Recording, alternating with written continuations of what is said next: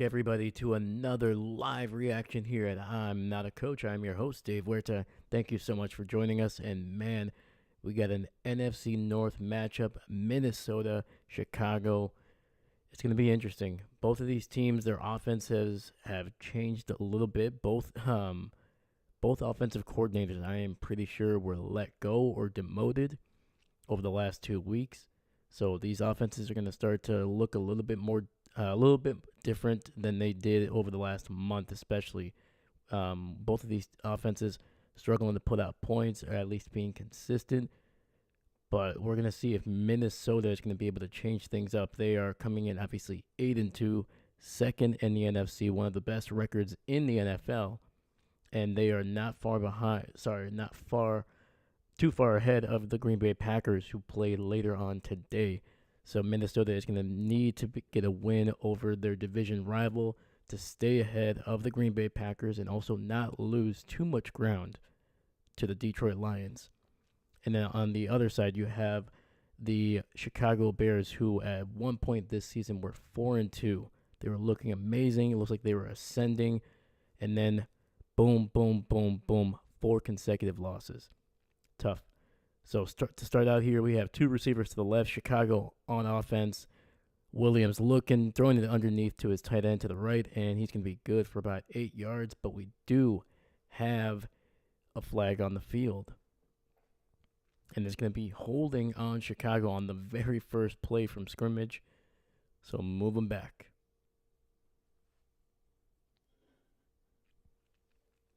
But once again, Chicago, 4 straight losses, now 4-6. It's going to be very tough for them to really be able to push for a playoff spot, but they do have the talent to be fighting for a playoff spot at the very least. All right, 4 receiver set, quick throw underneath to Komet, and he's going to get it to the 30. Nice little move there to get some space from his defender.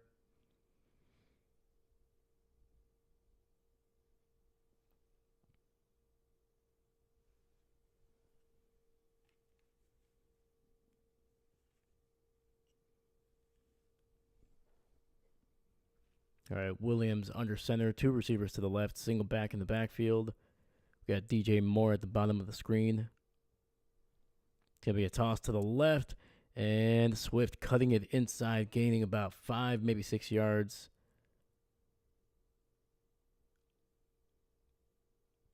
And it'll be 3rd and about 5 coming up.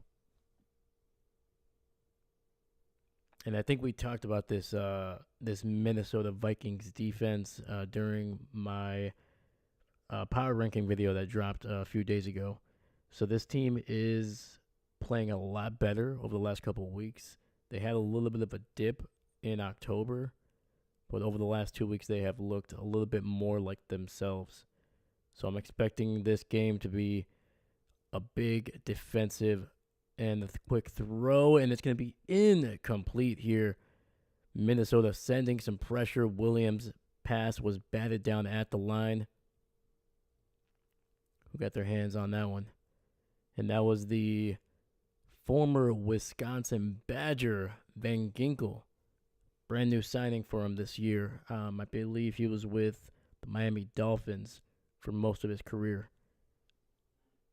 But he has been phenomenal for them. The first 3 weeks, he was by far one of the best linebackers playing in the NFL. And he's still playing at a high level, but some of those big splash plays, the interceptions, the fumbles, not every week he's getting those, but still a big reason why this defense is playing so efficiently. Gets those guys lined up where they need to be, and he's all over the field, man. He's in coverage.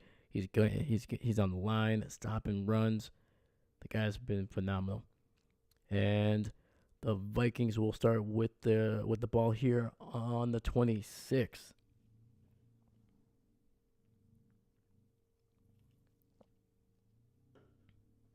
All right, we got Darnold under center, tight end in motion, single back in the backfield. It's going to be a quick toss to Jones to the right. He finds a seam, and it's going to be down at about the 39.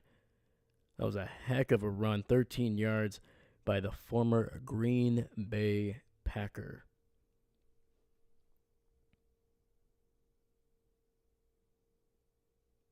Yeah, just a nice job by the guard pulling out. And then Jonesy just doing a great job getting right under, getting just behind that pulling guard, finding the seam, great blocking down the field. And man, Jones, when he has momentum, you saw it in Green Bay, man, he's just so darn quick. Play action, Darnold looking, throwing it down, and it'll be batted at the line, incomplete. Was going to try to dump it down to Jones. It's probably a good thing he didn't, because Jones was about to get blown up.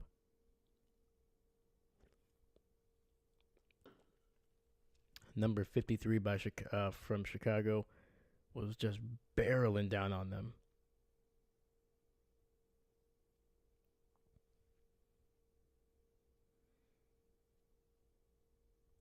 All right, we got 2nd and 10, ball at the 39. Darnold under center. Addison in motion to the right. Single back in the backfield. It's going to be a handoff to Jones, and he's going to get it to about the 41, so gain of about 2.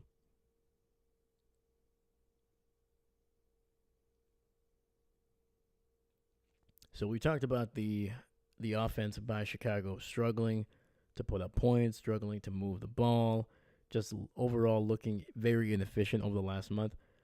On the other side, their defense has been phenomenal. Has been phenomenal for basically most of the season. There's been 2 or 3 games where they've given up close to 30, but otherwise they're doing a great job. 3rd and 8. Darnold takes the snap, throws to the left, and finds a man wide open, and that is Jordan Addison on the nice little comeback route, I believe. Yeah, they had 3 receivers on that left side. A lot of confusion. Very nice, man. They had basically a 3-level routes there. We had one kind of basically running a corner route to the top to kind of pull away the safety in the back corner. Then you had a guy running a very shallow out. And it's going to be a handoff to the left here. Jones finds a hole down to the 35, 30, 25, 20, 15, trying to shake a man inside the 10 down to about the 8. Holy cow, man. And that's what you get with Aaron Jones, man. He is still so damn quick. He doesn't have that breakaway speed that most guys have in the NFL. But man, he can he can make he reminds me of I'm trying to think of the name here. Basically he's a one-cut guy. Makes a cut and then just hits the hole, boom. It's a very Green Bay Packer running back. All right, we got 1st and goal, ball at the 8. And it's going to be to the tight end, and he's going to be stopped at the 1-yard line. That was to the backup, Munt. Yeah, Munt lined up on the left, initially blocking, then disengaged, and just went out on the flat route, picking up 7 yards on that one.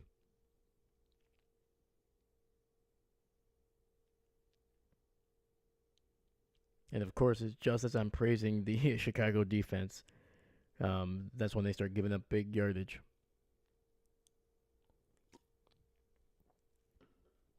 All right, we got 2nd and goal. It's going to be a run by Jones, and he's going to be stopped. He might have been stripped of the ball. And that's going to be a Chicago turnover at the 1. And it's, oh my God, it is former Packer on former Packer violence. That is Jonathan Owens, Simone Biles' husband, who stripped Aaron Jones at the 1. Hey, what's going on, Owen? Hope you're doing good, buddy.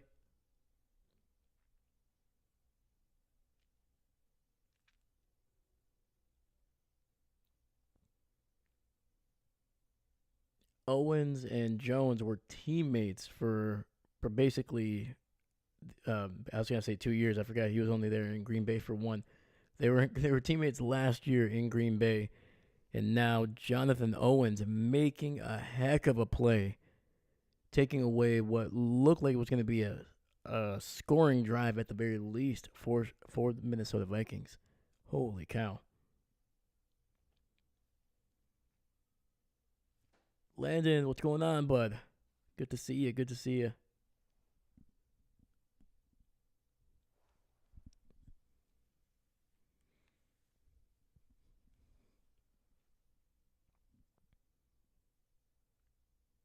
Man, what a heck of a play by Chicago on that one, man. Looked like Minnesota was just going to be continuing to drive down the field.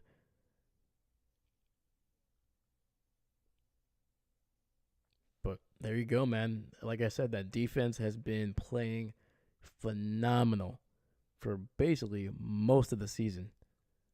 They've been the biggest thing that's been keeping them in games. That's a big reason why they've been able to get 4 wins. Why some of those losses are a little bit close.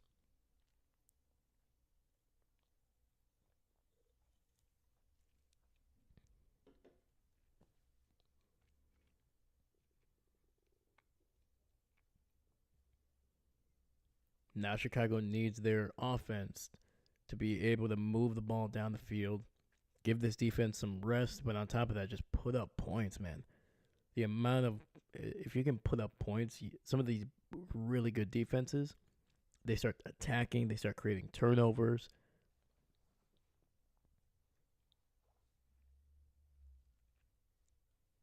There are just some teams in the NFL that are built to play with a lead. It doesn't have to be anything massive. It doesn't have to be a 21-point lead, but 7 points, 10 points, just something to allow the defense to be able to take a few risks.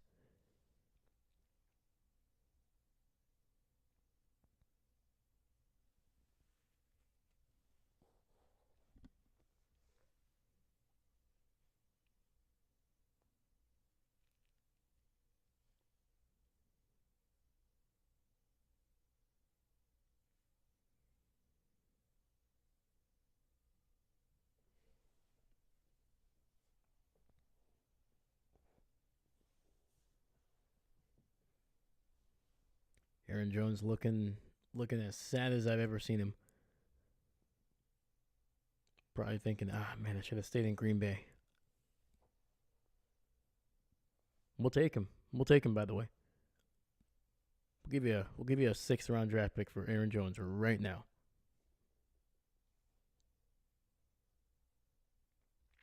All right, it's gonna be a run up the middle here by Chicago, just trying to get some room, and they get maybe a yard.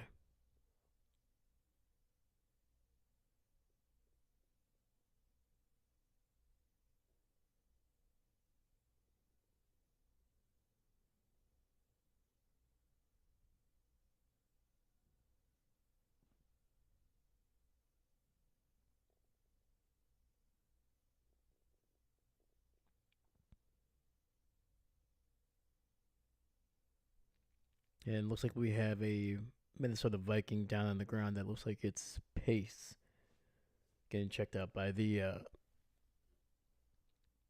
field crew there.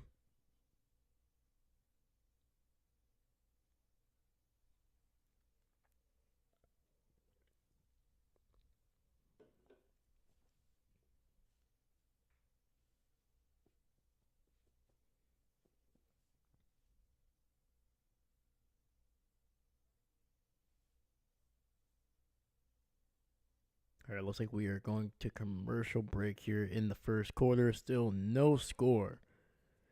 Minnesota nearly getting into the end zone before Jonathan Owens able to strip the ball away from Aaron Jones.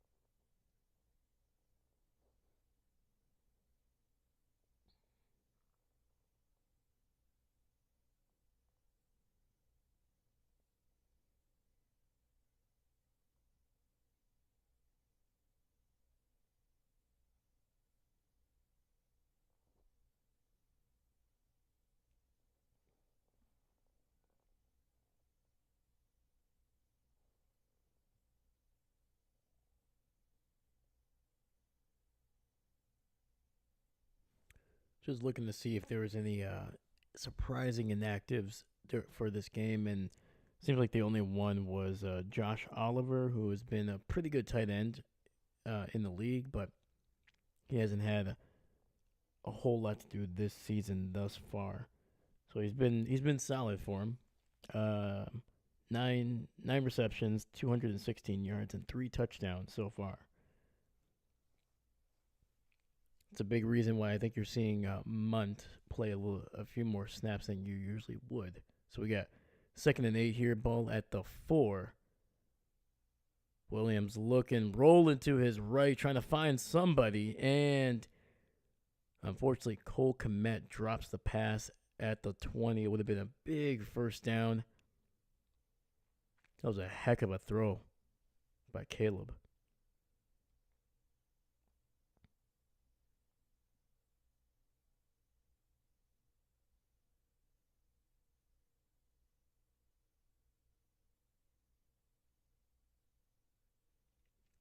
All right, we got 3rd and 8, ball at the 4 for Chicago. They need to get a first down here, even if it's just for the punt. Otherwise, Minnesota's going to start out with some great field position. Williams scrambling. He's going to run it. Gets to the 10, and he's going to be very close to the first down. He takes a shot, though.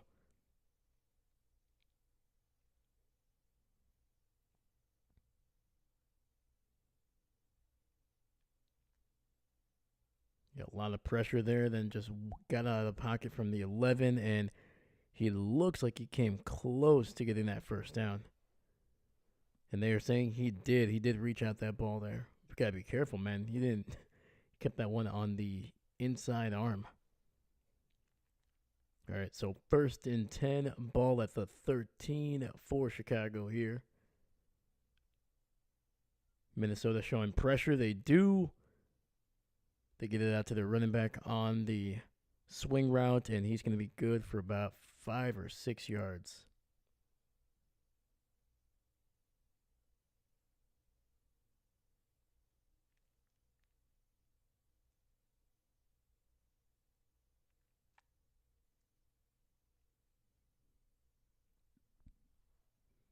All right, 2nd and 4, ball at the 19, tight end in motion to the left.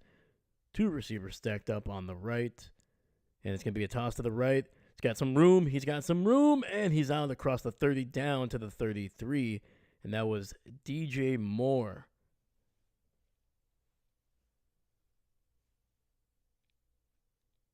Moore was lined up in the backfield at the running back position, and then just got that toss and had a bunch of blockers, found a seam, and got some good yardage on that one. Gain of about 14, I believe.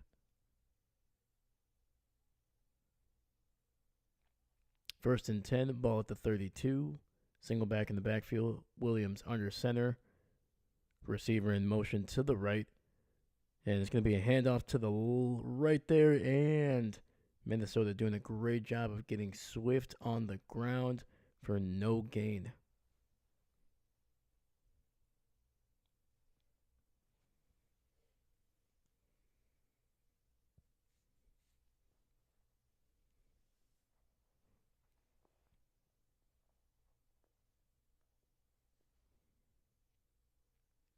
Saying he lost a yard. So 2nd and 11 coming up here. Ball at the 31. 2-by-2 formation. Williams changing some things at the line. Brings in the tight end. A little bit tighter to the formation. Quick throw, and it'll be incomplete. Trying to get it to number 13 there.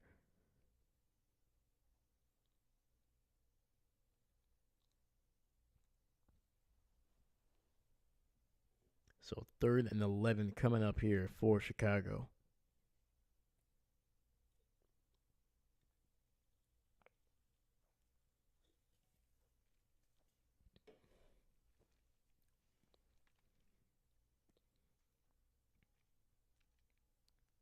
Minnesota with 6 guys on the line. Ooh, a lot more, actually. Safety very late. And Chicago nearly fumbles the bar.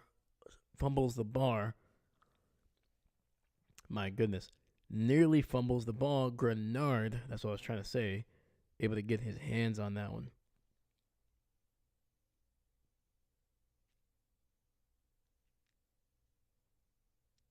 So that was that was not what Chicago was hoping for there.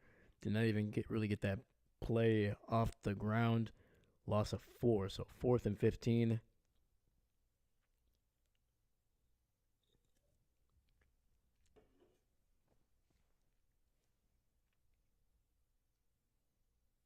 All right, it's going to be caught at the 25. It's going to be returned to the 30. Breaks a couple tackles down out across the 38. I believe that was Powell.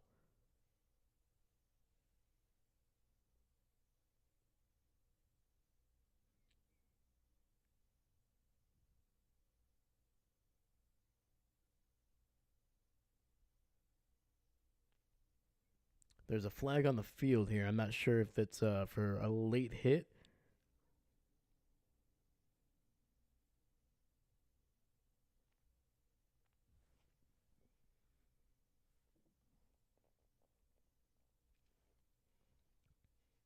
If it is, it's going to give Minnesota who already has very good field position, even better. They might be into Chicago territory after that one.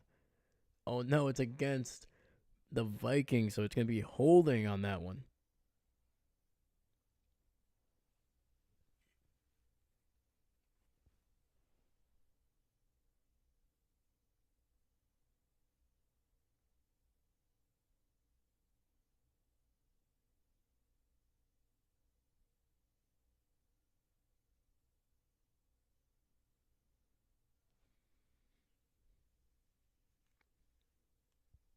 So Minnesota's very good field position just turned into okay field position.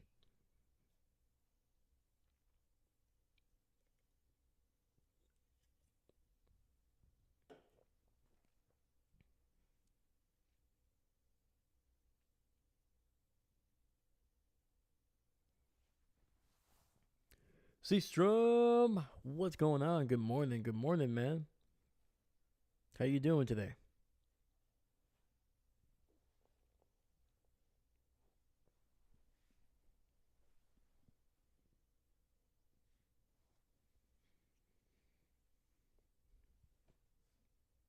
Are you watching the Cowboys game, Commanders game? I know that one's going on right now.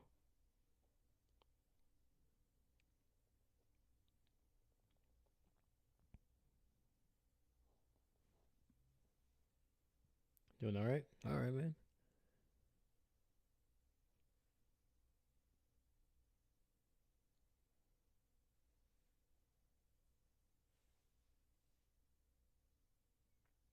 Oh, that's right, man. I forgot. I actually heard. I didn't watch the game. I didn't get a chance to, but I remember some of these. I think somebody told me something about that game, man, because it was crazy getting into overtime and everything.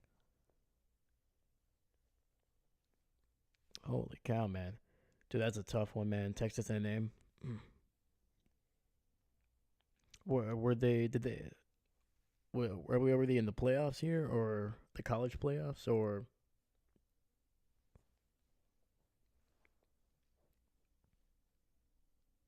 because I feel like that doesn't start until December, right? Or am I wrong?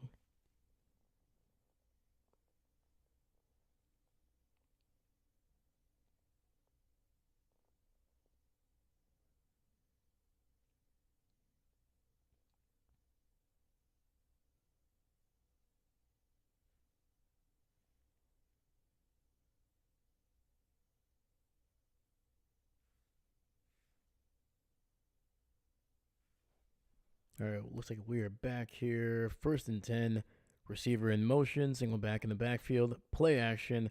Darnold dumping it down to his receiver, and Addison unable to haul that one in. It'll be incomplete. I'm not heartbroken, but yeah, this probably killed our play. Oh no, come on, dude. I mean, they still look good, man. But man, dude, they're looking so good this season. I was hoping at least they would make the playoffs, because you never know, man. We've seen teams make great runs. It would have been nice to see the Aggies there. Dang. I'm sorry, man. All right, we got 2nd and 10 here. Shotgun, 2 receivers to the right. Jones to his left in the backfield. Darnold throwing it down the seam and nearly getting picked off, trying to force that one to Justin Jefferson, who I think that is his, I think that's Jefferson's first target of the day.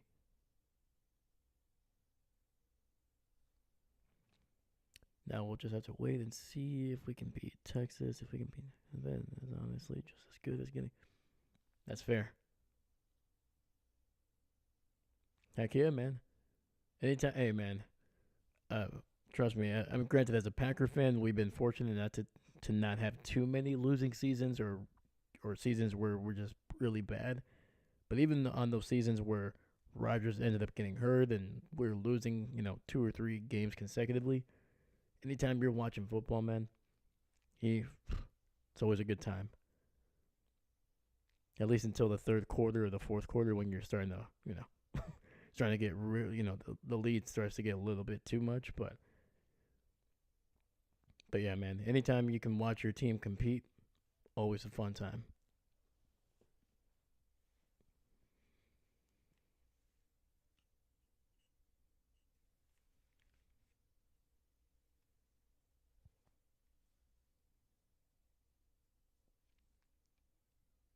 Yes, we do. We play the 49ers, and that is going to be right after this game. We start at, depending obviously on your time zone, but here it's going to be at 3:25, I believe. And I'm in the central time zone, so, hour earlier in the East Coast and then 2 hours later in the West Coast. So, yeah, so it'll be the late afternoon game. But, yeah, man, that one's should be pretty decent. Brock Purdy is not going to be playing in that game. He is out. And on top of that, Bosa is also out for the 49ers. So, arguably two of their biggest players on each side of the ball are not going to be playing against the Packers. So, to me, it's a big opportunity for the Packers to get a big victory against a in-conference rival. Try to hand San Francisco their 6th loss, drop them under 500. Maybe we can even, get them out of the playoffs because, as average as San Francisco has looked, I still don't want to face them in the playoffs. Yeah, man, Purdy and Bosa being out, that should be hopefully a good thing for the Packers. Hopefully they don't underestimate them and they, take the foot off the gas if they think they're like, oh, we don't have to face Purdy, we don't have to face Bosa, we'll be able to win this one. It's like, no, man, there's still a lot of talent on that San Francisco team on both sides, and then on top of that, they have really good coaches. So yeah, hopefully my Packers can get a big win here, and hopefully the Bears can hand the Vikings here a loss.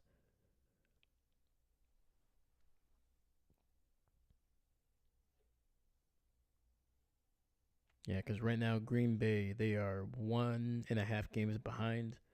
So if Chicago can beat them, Green Bay will just get a little bit closer to that 2nd spot here in the NFC North. And Darnold pressured, tries to get it out to his running back, and I think it might be an incomplete pass here. Darnold pressured in the pocket, took a shot, and then his running back, I think it was the backup, just dropping it in the backfield there.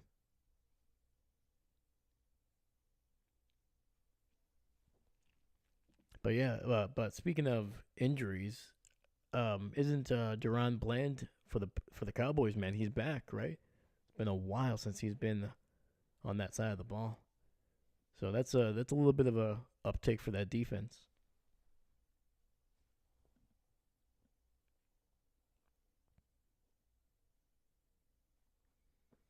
All right. Looks like Minnesota is going to have to win 3 and out really quickly here, and it will just punt it away. both of these offenses who had been kind of struggling for a good chunk of October. They looked a little bit better over the last week or two, but once again, the ebbs and flows of a new offensive coordinator. Gotcha. Yeah, I thought I heard him. He was coming back. He might be on a pitch count. That's what I heard. They're still kind of trying to, get him in slowly. But yeah, from the most part, from what I heard, he's on. He's been active today. Let me see if he's made any notable stats. So right now, Dallas 0-3, Chicago, Washington on top.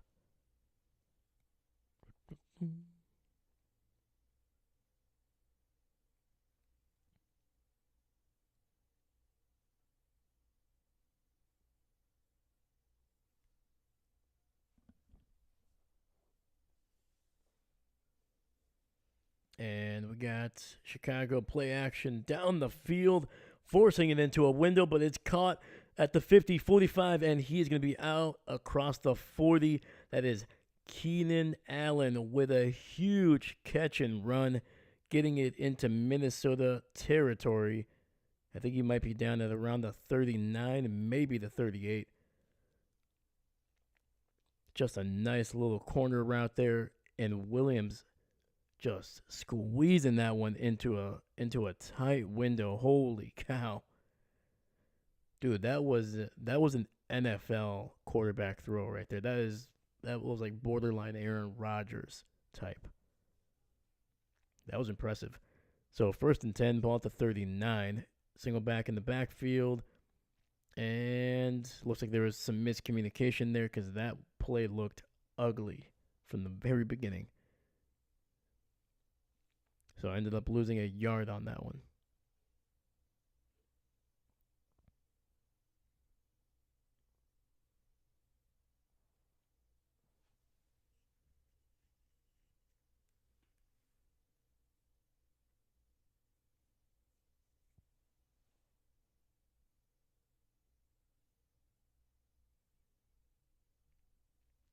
All right, looks like they lost 2. So 2nd and 12, ball at the 41. 2-by-2 formation. DJ Moore in motion. Williams immediately pressured, needing to roll out, and he's just going to throw that one and finds DeAndre Swift running down the right sideline, and that is going to be inside the 15. 1st down. Dang, dude, this kid is slinging it. Holy cow, man. Williams is his last 2 throws have been impressive. Van Ginkel immediately got there. Nobody blocked him, but Williams able to evade him, keep his eyes down the field, and then just chucked it about 25 yards down the field. 1st and 10, ball at the 11. Receiver in motion, play action. Williams looking. He's going to try to scramble, and he's going to lose about a yard on that one.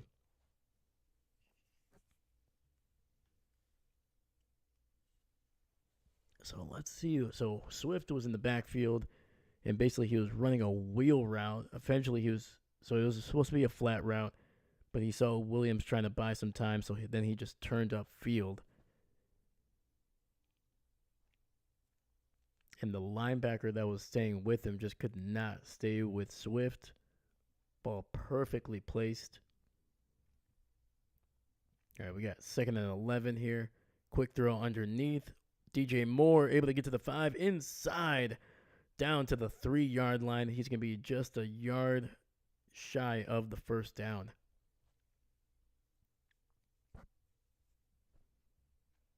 I am liking what Chicago's doing, man. They're getting the ball out quickly. If it's something down the field, Williams is buying time. If it's not, just get it out to your playmakers and see what they can do, man. DJ Moore, Swift, all these guys have great speed, can make a move. Just give them the ball, and they'll make it happen, man. Now we got 3rd and a very short one at the 3-yard line. It's going to be a handoff up the middle, and that'll be a first down at the very least. I don't think he got into the end zone, but it will be 1st and goal for the Bears. Cowboys and Commanders miss back-to-back field. Oh, wow. Score is still 0-3. Man. Yeah, it was between this game and that Cowboys and Commanders game that I was gonna stream, but I was like, man, I haven't really seen a whole lot of Minnesota lately, and I kind of want to see what they look like on offense. So I ended up picking them. It's gonna be another handoff to the right, and that is a touchdown for the Chicago Bears. And that is Roschon Johnson, who has been their number one back once they get inside the 10-yard line.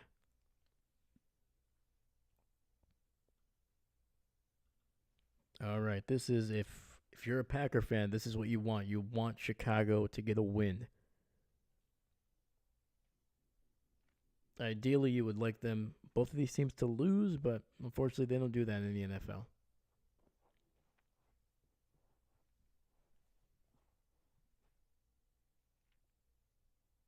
And the extra point is good. So, a thing to note on that touchdown run, it looked like Cole Kmet needed help getting off the field. He was not able to put any kind of pressure. I think it was on his left leg. So that is something to look out for. Cole Kmet, obviously the number one tight end in this Chicago offense.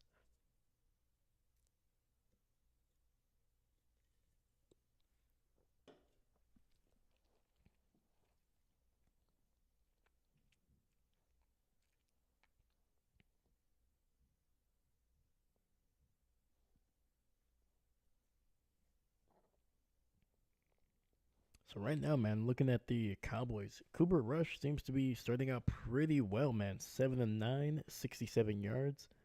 Man, when you compare that to what he looked like over the last 2 weeks, he's looking a little bit better, a little bit more comfortable.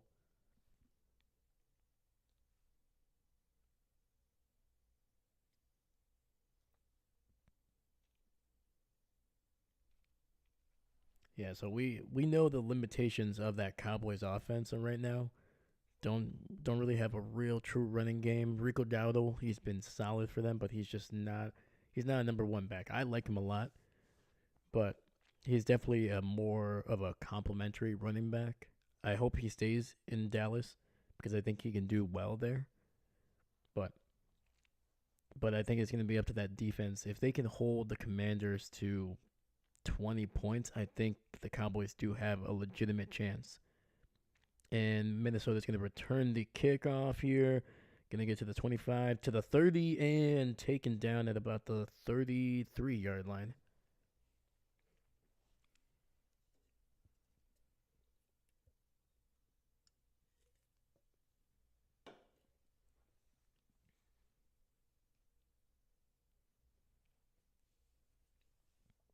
Chris Lasso, what's going on? What's going on, brother? Hope you're doing well.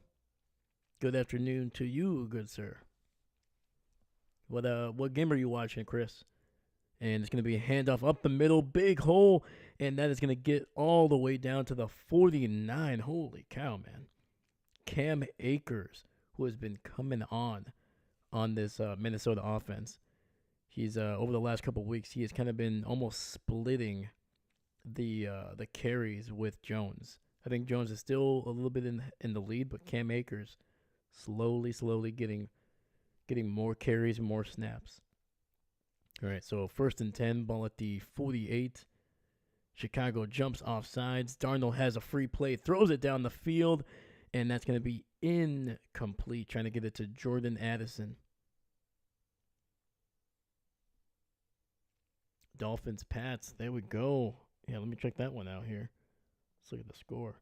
That should be a really good one, man, actually. The Pats, I mean, hopefully the Dolphins can get a win. I think they're the better team. Dolphins up 7-0. Let's go. But I do like what Drake May has been able to do for that Patriots offense. He's seems to be changing things a little bit here and there. I think it's still Drake May, right? Or did he get hurt actually? Trying to remember all this news.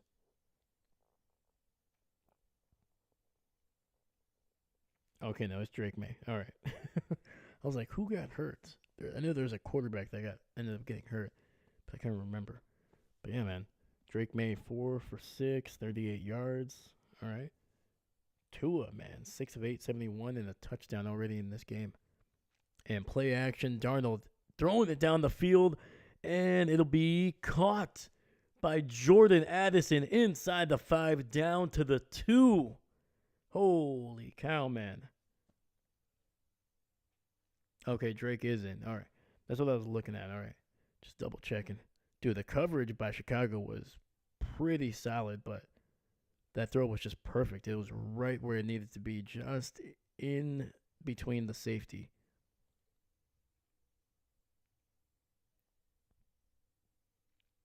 Dang, dude, these offenses, man, it took a little bit. That is the end of the first quarter, but it took a bit for these offenses to kind of wake up. There was a lot of punts, a couple turnovers. Now it looks like there's going to be back-to-back scoring drives in this game.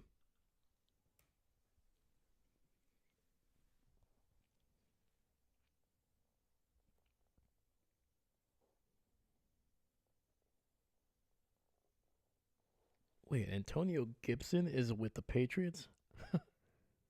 Dude, I haven't heard that name in a while.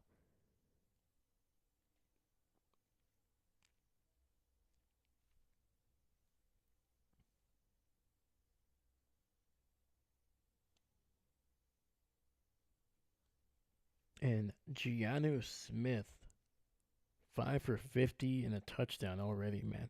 Dude, Smith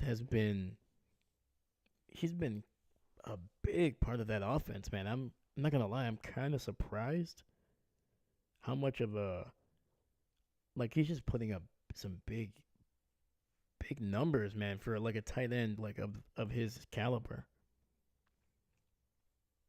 So right now, coming into this game, Giannu had 39 catches, 448 yards, and 3 touchdowns. So he's closing in on 500 yards for the year. Those are some solid numbers for a tight end.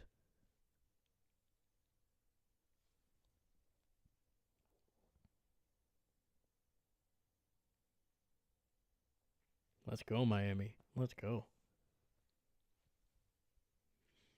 Since Tua came back, they have good connection. That's good, man. Heck yes. Yeah, and I gotta get to Tua's credit, man. He seems to always be able to get the most out of his guys. Like he gets criticized sometimes for some of the decisions, and even some of the his accuracy kind of wanes here and there. But his connection with guys, being able to be on the same page and get on the same page with some of the guys that that have kind of been shifting around, like Odell Beckham, Tyreek Hill. Like it always seems like he finds a way to get a great rapport with his receivers and tight ends.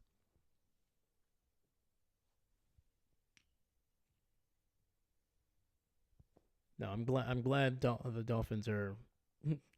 Seems like they're back for the most part. All right, we got first and goal, ball at the 2. Single back in the backfield here. Receiver in motion, play action, and finding his man, and that is Jordan Addison, who has been having a very nice first half. Gets in the end zone here for the Vikings for their first score of the day.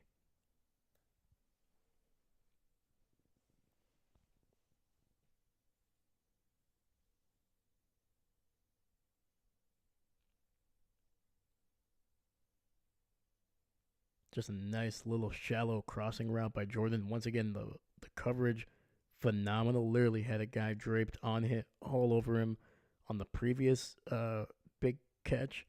And he had Jonathan Owens draped all over him on this touchdown catch. So Jordan Addison, man, using that big frame of his to be able to shield the defenders away.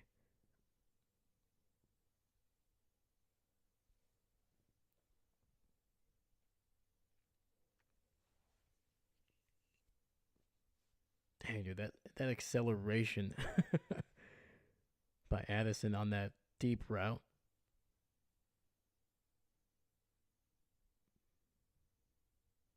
Mm, all right. The extra point was right down the middle, so we got ourselves a tie game here in Chicago.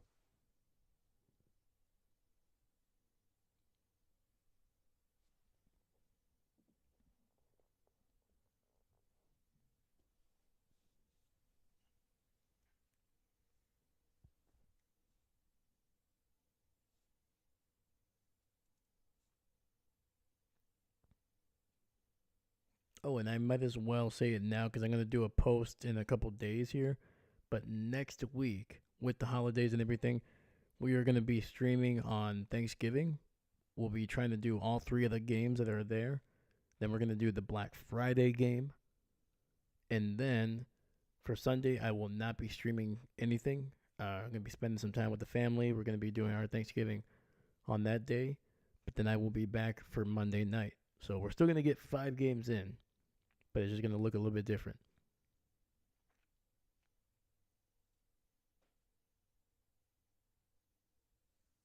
So yeah, so if you can't join us on Thanksgiving, don't worry. We'll have the Black Friday game, and then we'll also have Monday night as well.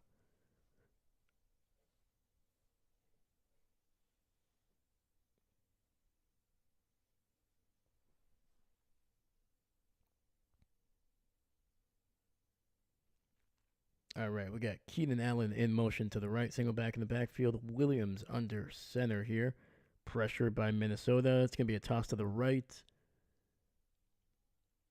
and it'll be good for about half a yard by DeAndre Swift.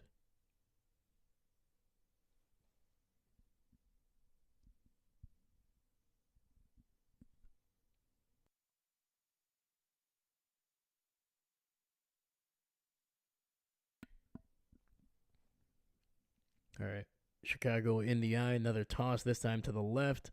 Swift able to get away from a defender, but he's going to lose 2 yards running out of bounds. Literally nothing there for him.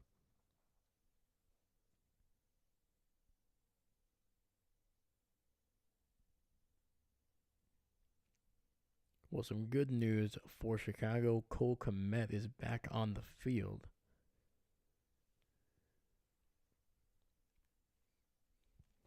He's definitely walking with a noticeable limp. All right. We got 3 receivers on the right. DJ Moore alone to the left. Minnesota showing a lot of pressure here. They got 7 guys on the line. They send, I believe, 4. And that is a heck of a throw over the middle to Keenan Allen out across the 50. And that is a first down for the Bears. Dude, Williams has been just slinging it, dude. Some of these are some tight windows. Pretty sure there's a safety right over the middle of the field, and he just squeezed that one in. Oh. Dude, and if Allen stays on his feet, he might be able to go for some extra yardage. I'm not going to say he's going to be able to take it all the way. Allen has never been known as a as a speed demon in the NFL, but so 1st and 10, ball at the 47, gets it out to Keenan Allen. He's going to be out across the 45 down to the 44.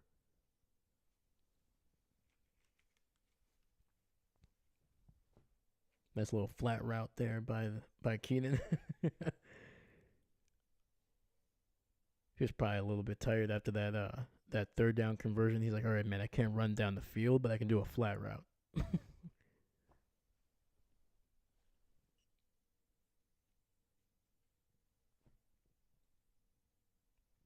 2nd and 8. Williams under center here, tight end in motion. It's going to be a handoff up the middle, and Swift good for maybe 2 yards.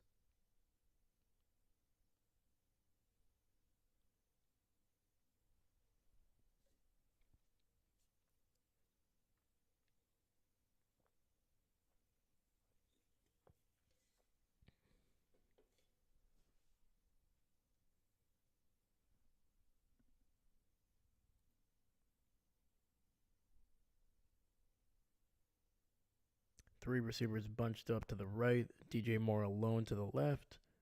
Minnesota showing pressure, and they sent about everybody.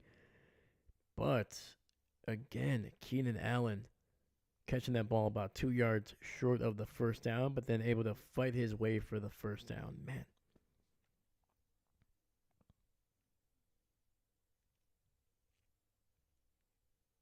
Nice little stick route there on the right.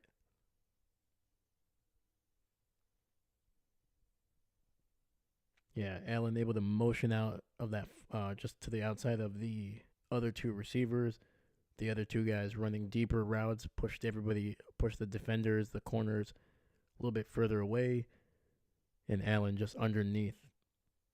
And play action, Williams scrambling to his right, and is going to be good for about 2 yards on the play. Wisely just sliding down. Not trying to do too much.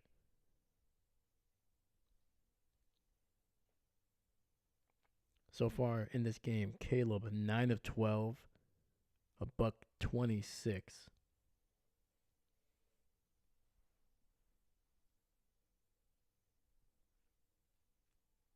All right, two receivers to the left. Caleb in the shotgun. And it's going to be a handoff up the middle. Swift able to find a little bit more room this time. And that was a gain of about 3, almost 4.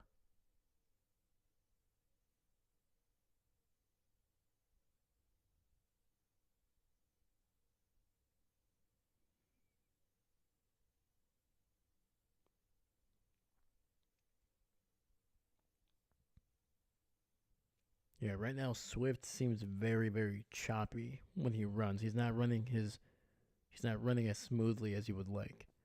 It's a little bit of a herky jerky stop and go. You got 3rd and 4, ball at the 30. Williams throwing it down the field, and he gets it to Keenan Allen, who is having himself a freaking game, man. Holy cow. Did he actually catch that in bounds? We got 1. Oh, that's going to be very close. That second foot is very, very close. Chicago able to snap the ball, but it looks like there might be a challenge. That was a challenge flag that was thrown.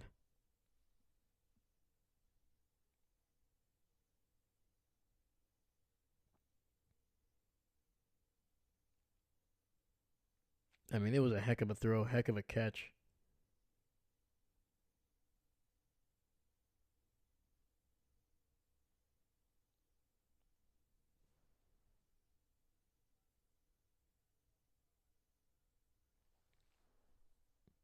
Yeah, the angles that they're showing, I can't really tell. Because everything is like ground level here. This is a little bit of a better one.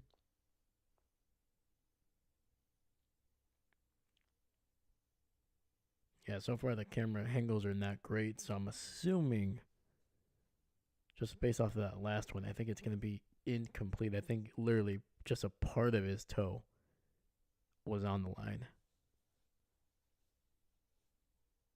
Or out of bounds, I should say.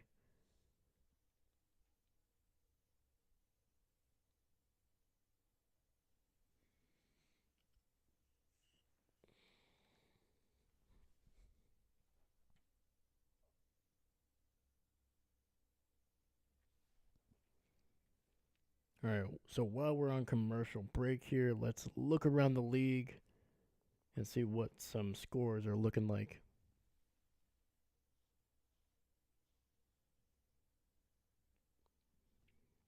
All right, Detroit at Indianapolis, 7-6. Detroit on top. The Patriots have the ball, but they are currently losing to the Dolphins, 14-0. And the Tampa Bay Buccaneers are just running away with the game, 17-0 over the Giants. The Commanders still just up by 3-0 over the Cowboys, so that game is staying very close. And we got the Chiefs and the Panthers. That was another game that we could have streamed here, but didn't want to. But right now, that one's actually pretty close. It's 13-6, so within the possession, and the Panthers do have the ball currently. And a little bit of a surprise right now, the Titans over the Texans, 17-7. Houston better get it going, man. They better wake up.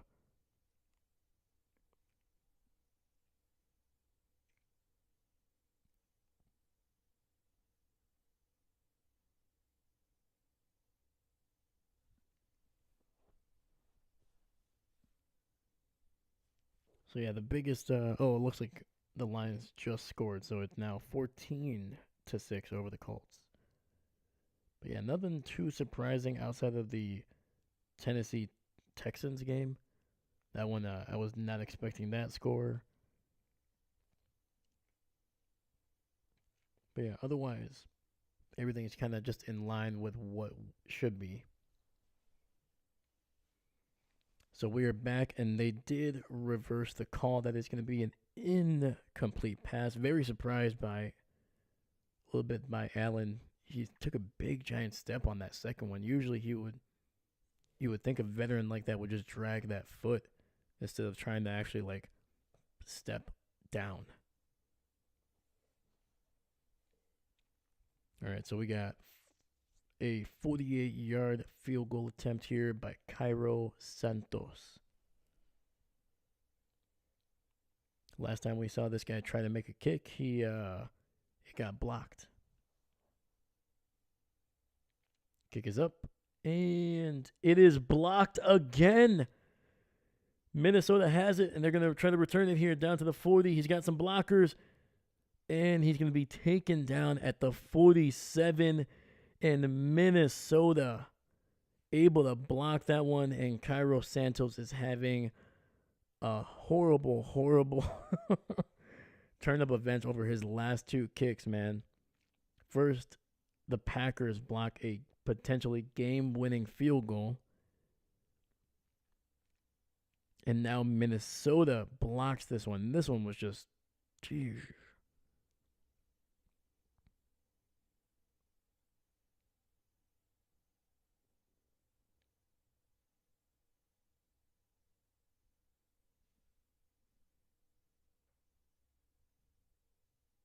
That's a rough one. So 1st and 10, ball at the 47. It's going to be a toss to the left, and Aaron Jones able to muscle his way down to about the 49.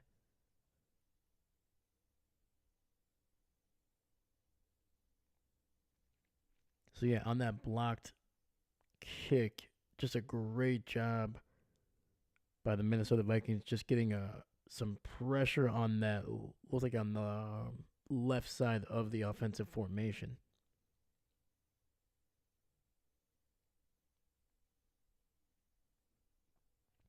Second and 8. Two receivers to the right, receiver in motion to the left. Darnold, quick throw. And that is going to be Justin Jefferson. I believe that is his first catch of the night.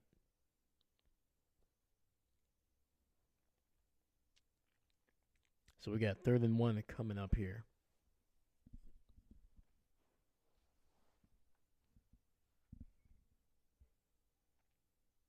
And QB sneak, and Darnold is going to get the first down.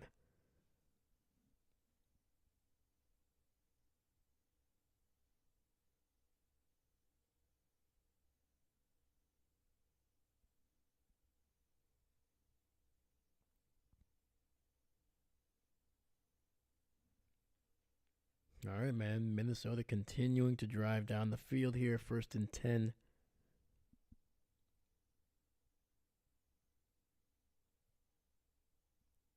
Come on, Chicago. You gotta help us out, man. You gotta help us out. All right, two receivers to the right. Handoff up the middle. Jones falls forward for a gain of 2.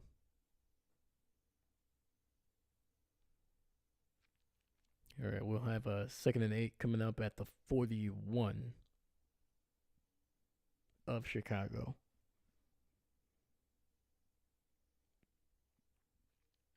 All right, two receivers to the left. Darnold changing some things at the line. Under center, single back in the backfield. Receiver in motion to the right. Play action. Darnold looking, throwing it deep down the left sideline, and it's going to be intercepted in the end zone.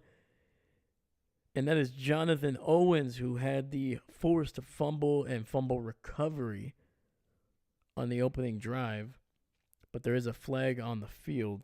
I think it might be pass interference on Chicago.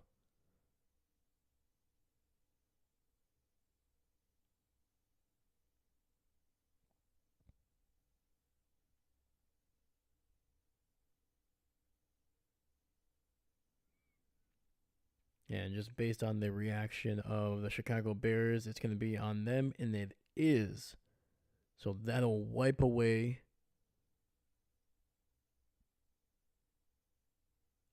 the interception.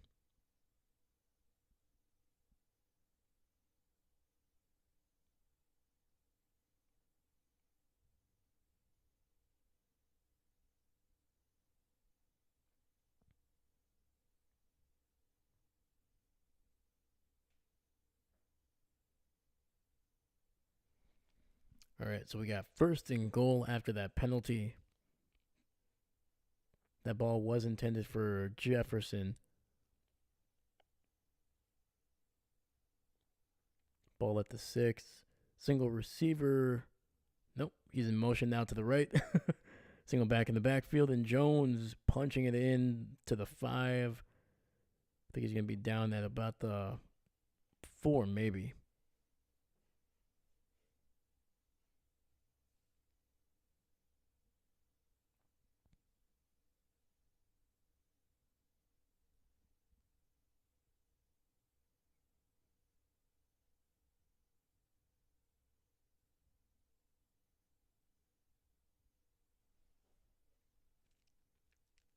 All right, empty set for Minnesota here. Ball at the 5, second and goal.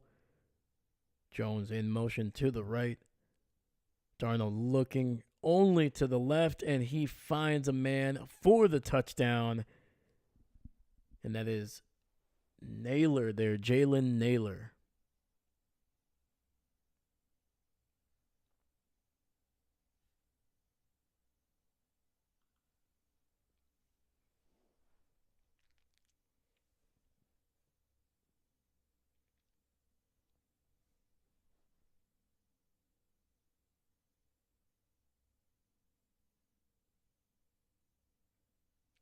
And Jalen Johnson, the guy in the coverage, he's also the guy that got called for the pass interference. So having a little bit of a rough drive.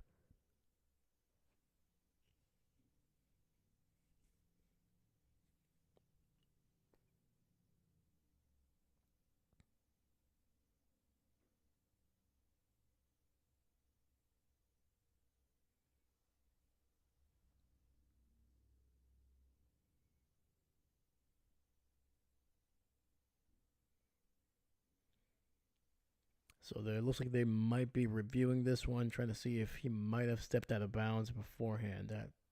I didn't see anything, but we shall see.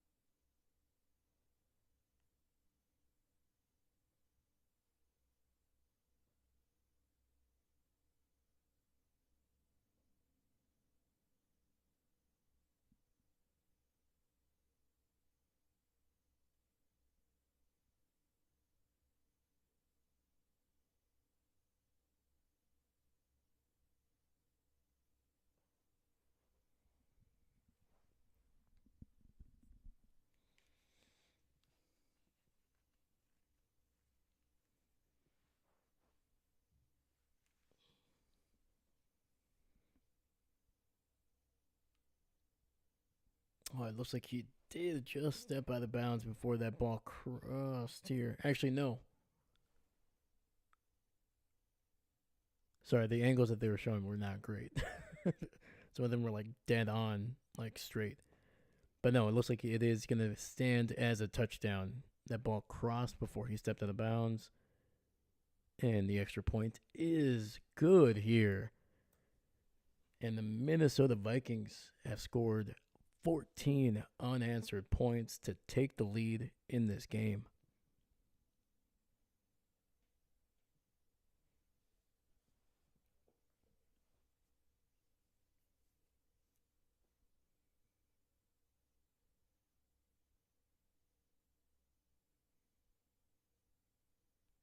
Yeah, man, Chicago needs to get something going here. We got 6:29 left in the second quarter. I mean, their last two drives, man, they have been able to move the ball. You know, if you take away if they would have made that field goal, right now we are looking at a 14-10 game. It looks a little bit better. I think the reason it looks a little bit worse or feels a little bit worse is the fact that you haven't been able to make any of your last two field goals because they've been blocked by division rivals.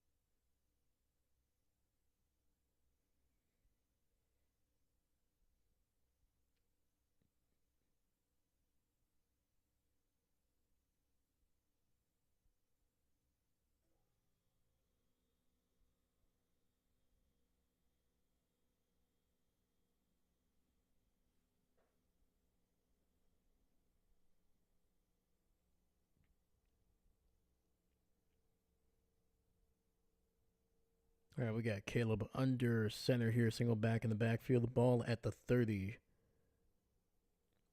Odunze in motion to the right. Nice little handoff to Swift, who breaks a tackle, nearly breaks another one. And that'll be a gain of about 8 on that one.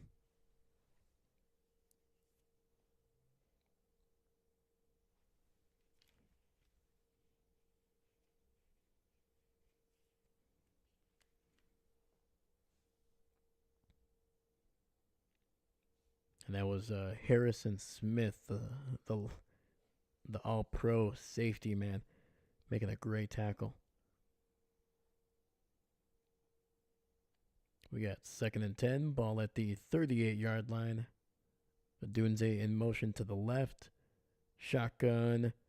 Williams is going to be taken down for a sack all the way back at the 28, loss of about 10.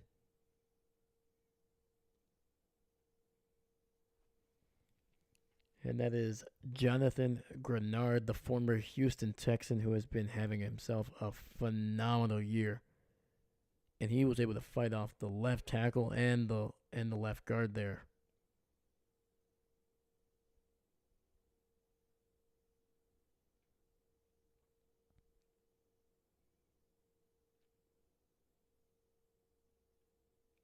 All right, 3 receivers to the left, shotgun clearly, and it's going to be intercepted.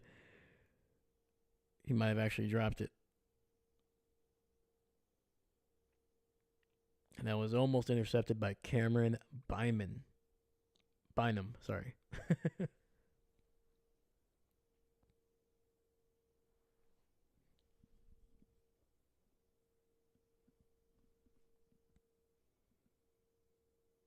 So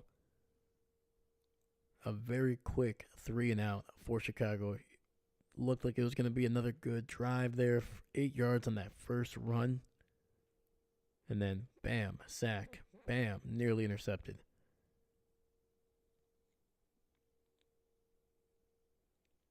And the punt is going to be returned all the way out across the 25 down to the 27.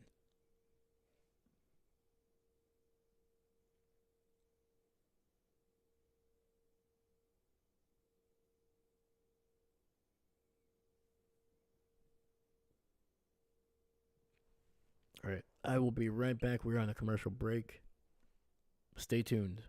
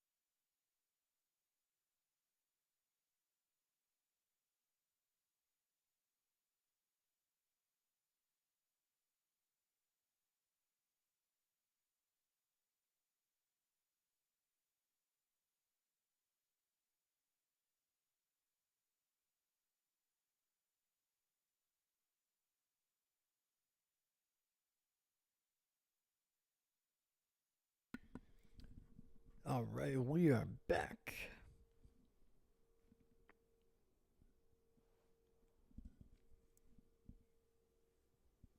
All right, we got 1st and 10 here. It's going to be a run up the middle, and Minnesota able to get it out across the 30 down to the 31. Cam Akers.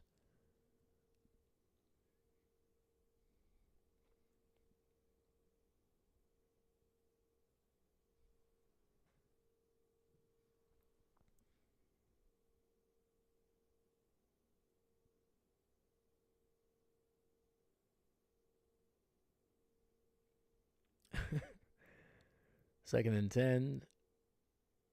Jefferson in motion to the right.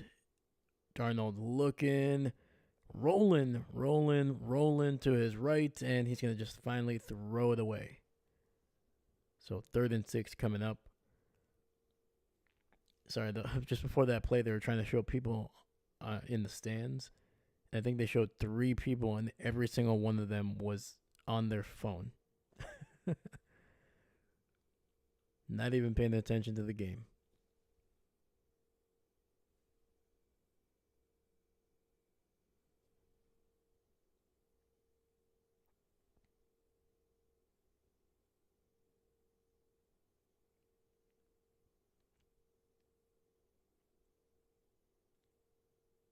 All right. 2 receivers on each side. Empty set for Darnold here. It's going to try to dump it underneath to TJ Hawkinson, but he's going to come up about a yard shy of the 1st down.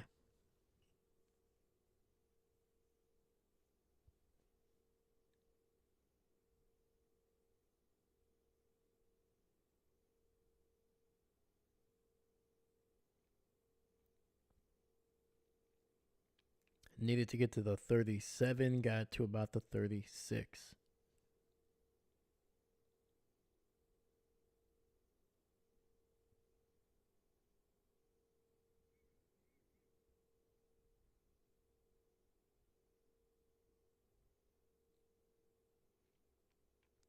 All right, punt is away here. It's going to be fair caught at about the 20. It goes out of bounds, actually.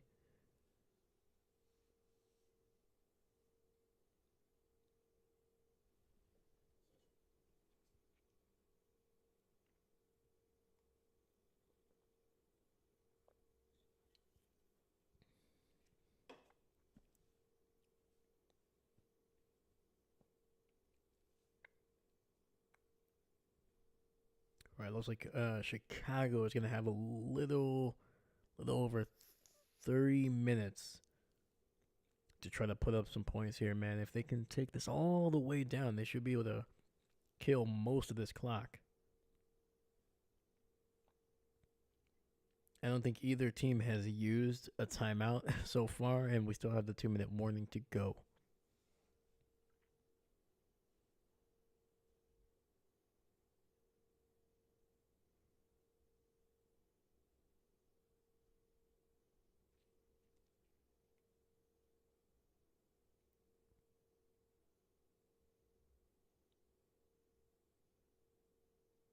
So with obviously the Packer game coming around 3:25 here, if this game starts to kind of creep in, closer to, 3:10, 3:15, I might have to cut this game a little early. So far I've yet to do that this season, but if this goes into overtime or anything like that, might just have to end the stream, get the other one going, but I will keep uh, updates on this game if it's still continuing to go as I'm getting ready for the Packers and San Fran game.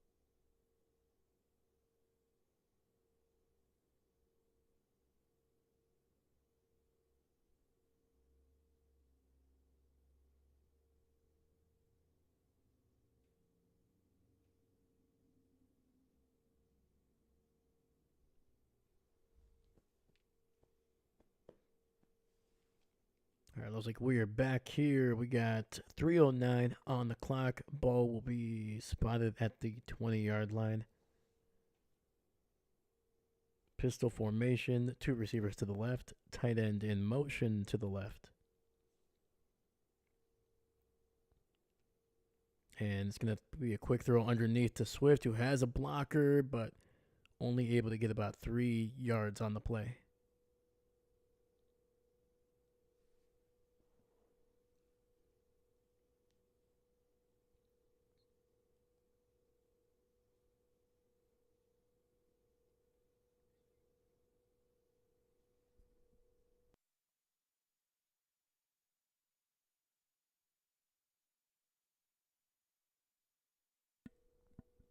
Caleb under center, single back in the backfield. Keenan Allen in motion to the left. And Swift able to pick his way for a gain of about 4, maybe 5.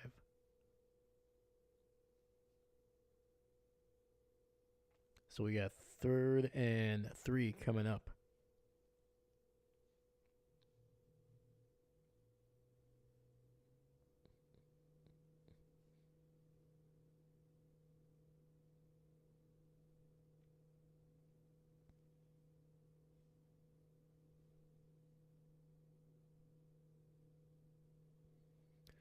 All right, we're going to hit the 2-minute warning here.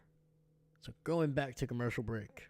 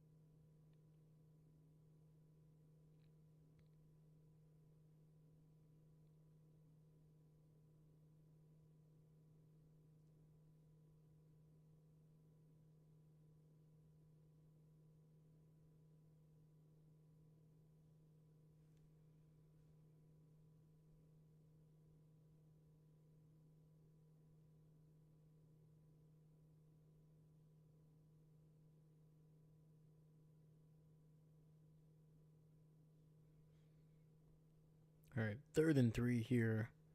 Minnesota does not have a whole lot of pressure showing, at least.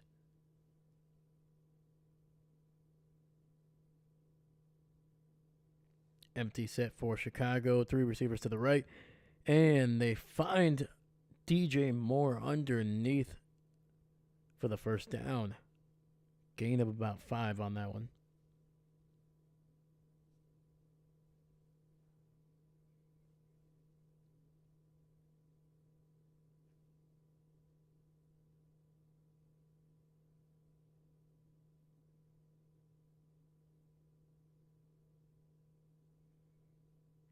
All right, we got 1st and 10, ball at the 33. Play action gets it out to Rumbadunze, who's out across the 40, down to nearly the 45, and that'll be a first down for the Chicago Bears. Clock is continuing to run. They got 1:10 on the clock. They still need about 25 yards before they are relatively in field goal range. Quick throw, gets it out to Keenan Allen, who is down at the 49 of Minnesota. And it looks like Chicago is going to use their first timeout here. Stopping the clock with, looks like 57 seconds left.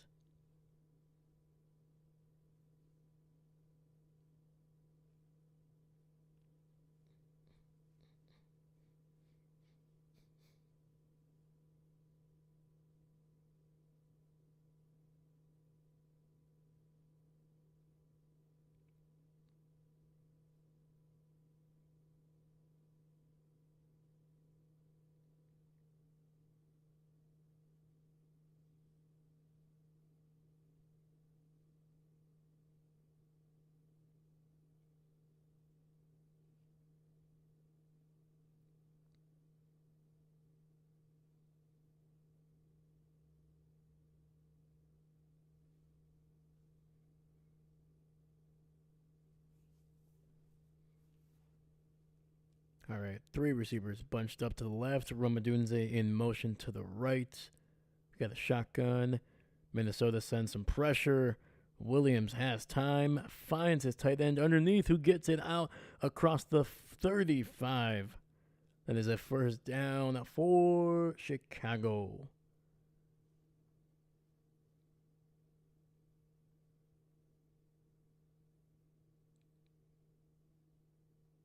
Surprised that wasn't called a hold.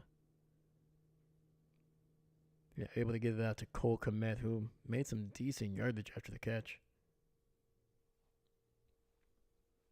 So Chicago does use their second timeout to stop the clock at 48 seconds.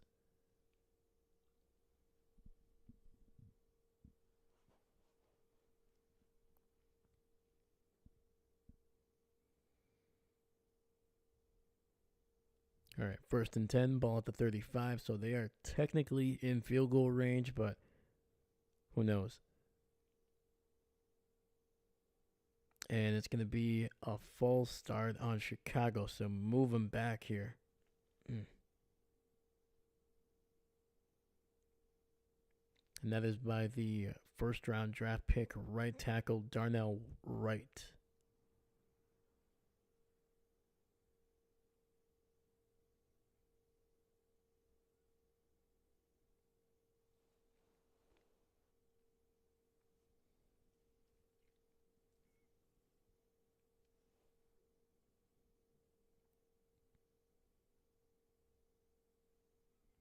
First and 15, ball at the 40, 3 receivers to the right.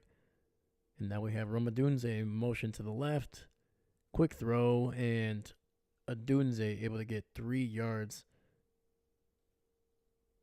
Clock is continuing to run since he actually fell backwards.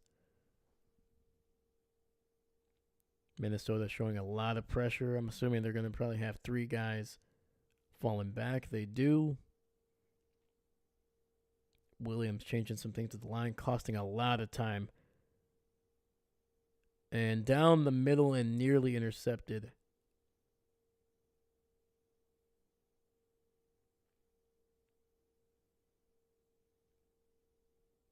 So before Williams decided to change some things up, there was about 31 seconds, 32 seconds, I believe. But the adjustment ended up taking it all the way down to 19 seconds at the snap. All right, we got 3rd and 12. 15 seconds left on the clock, so very little time for much offense here. 3 receivers to the right.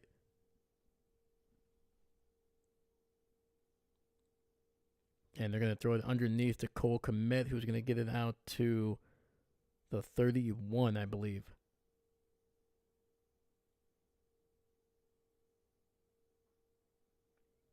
And the clock is stopped at 3 seconds, so Chicago will settle for a field goal here.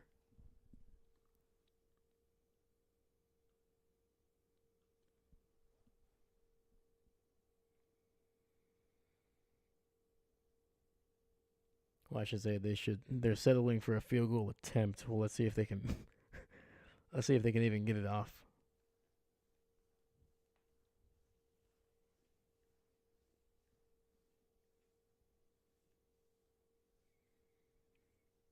All right, Cairo Santos out to attempt another field goal. His last 2 have been blocked over 2 games. This one is from 49. This would be the longest. And it is up. It's very low, but it is up. And that takes us to halftime with the score: the Minnesota Vikings 10, the Chicago Bears 10. Sorry, the Vikings have 14. The Bears have 10.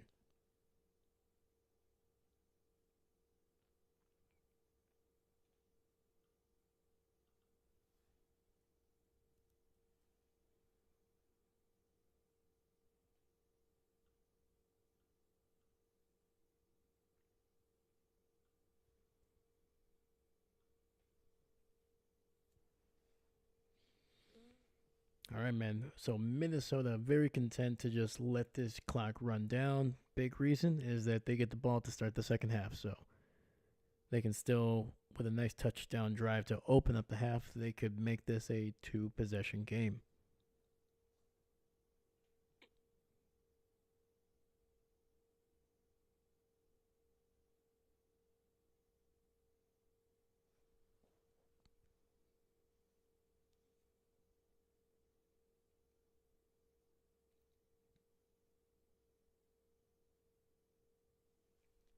All right, while we're at halftime, let's look around the league. Let's look at the scores.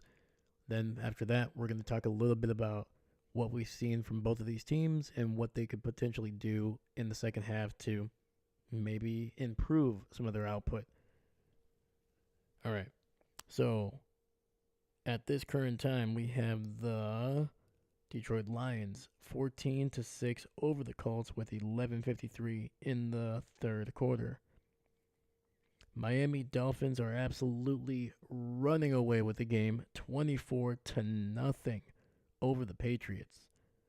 So, looks like Miami is continuing to roll offensively, and that defense, who has been also playing significantly better, seems to be really, really, really stifling right now, man. So, great job by Miami. See if they can finish it off. Tampa Bay, another game where it is a shutout currently. They are up 23-0 over the Giants, who have recently just let Daniel Jones, not only did they bench him early this week, they also released him per his request. So we'll see where Daniel Jones lands. He's going to get picked up.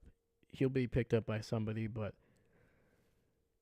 he'll be definitely competing for that, for basically anything, whether it's a backup role or potentially a starter.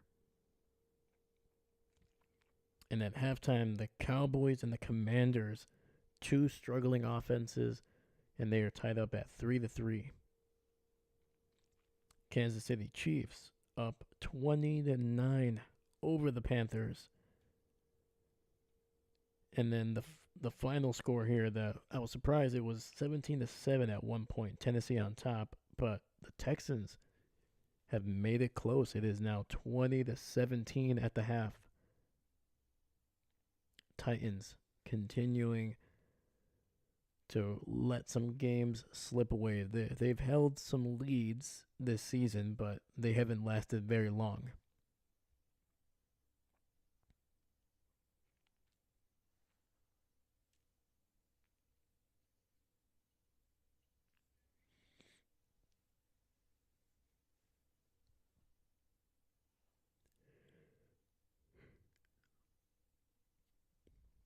I'm just looking at some highlights here from the game. So a nice little run.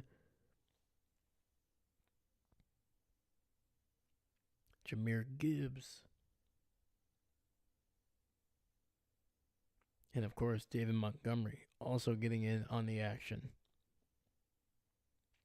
Dude, that running back tandem, man, crazy.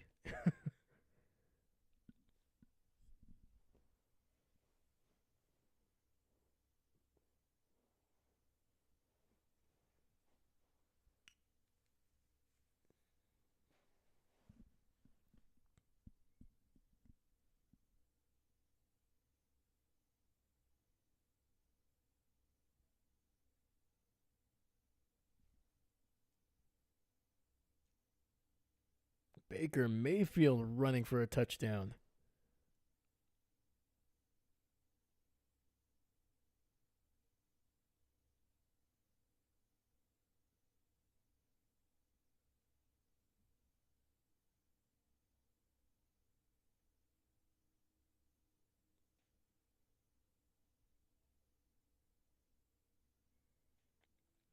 Did I see Baker celebrate with the Tommy DeVito? Hey, hey, hey.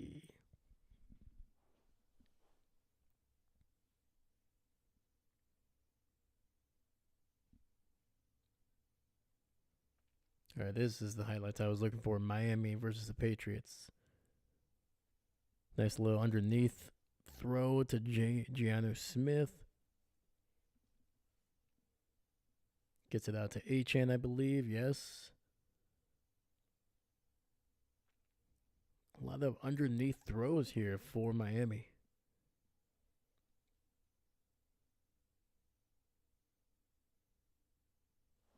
Heck yeah.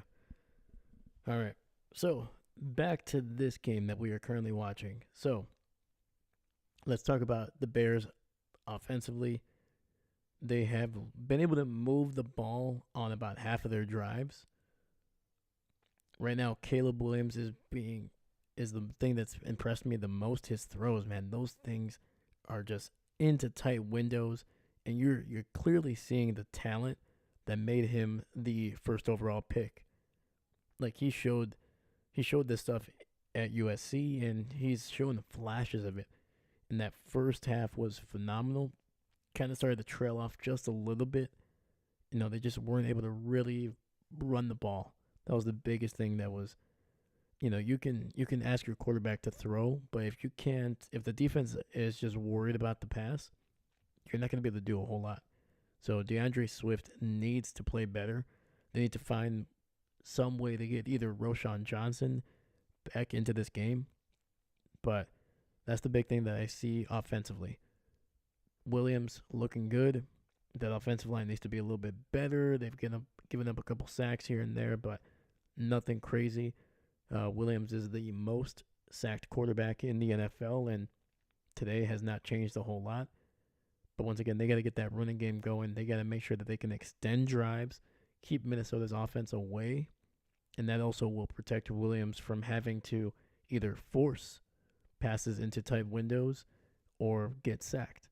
So, got to find a way to run the ball. Just have to.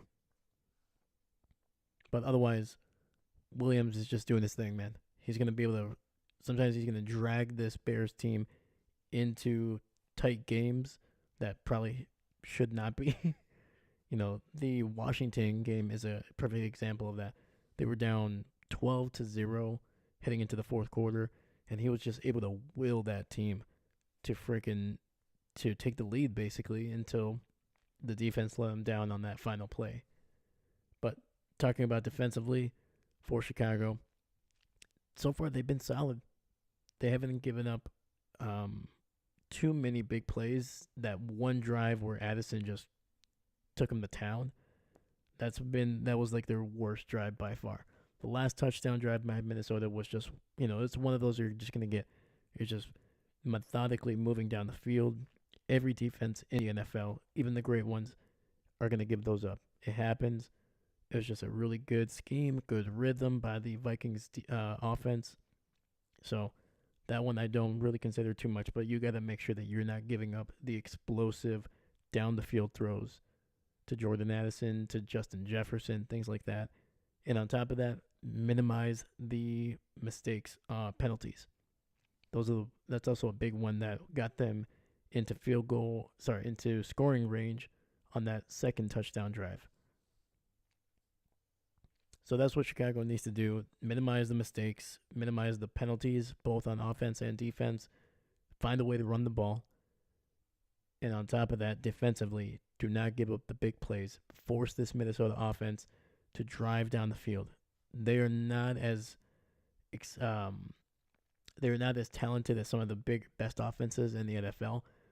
It's rare that they're going to be able to sustain a drive for 14 plays or 10 plays, things like that.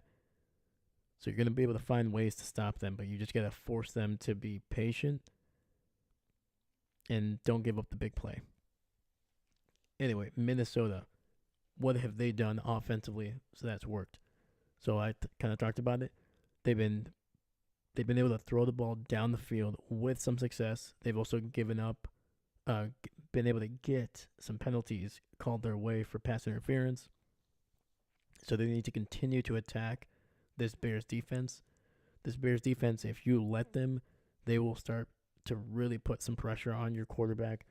They have the players up front. They also have a decent secondary, but the secondary is their weak point, in my opinion. They have a lot of young guys, a lot of talented guys, but also guys that do panic. And sometimes especially their safeties, are not as strong as they should be, in my opinion. I think this coming draft, I think Chicago's going to hit that safety room really hard. But right now, that safety room is probably the weakest part of this entire defense. So you're going to attack that. So things over the middle, maybe some stacked, high-low concepts to make sure that those safeties are kind of pushed off. On top of that, they need to get Cam Akers, in my opinion, more on the field. Jones is playing okay. He was starting out really well, but over the last, I would say that second quarter, he was almost non-existent. So maybe get Cam Akers in there, see what he can do. Get Jefferson more involved somehow. Either that or the other guys besides Addison need to step up. But otherwise, offensively, they're doing relatively fine. 14 points at the half.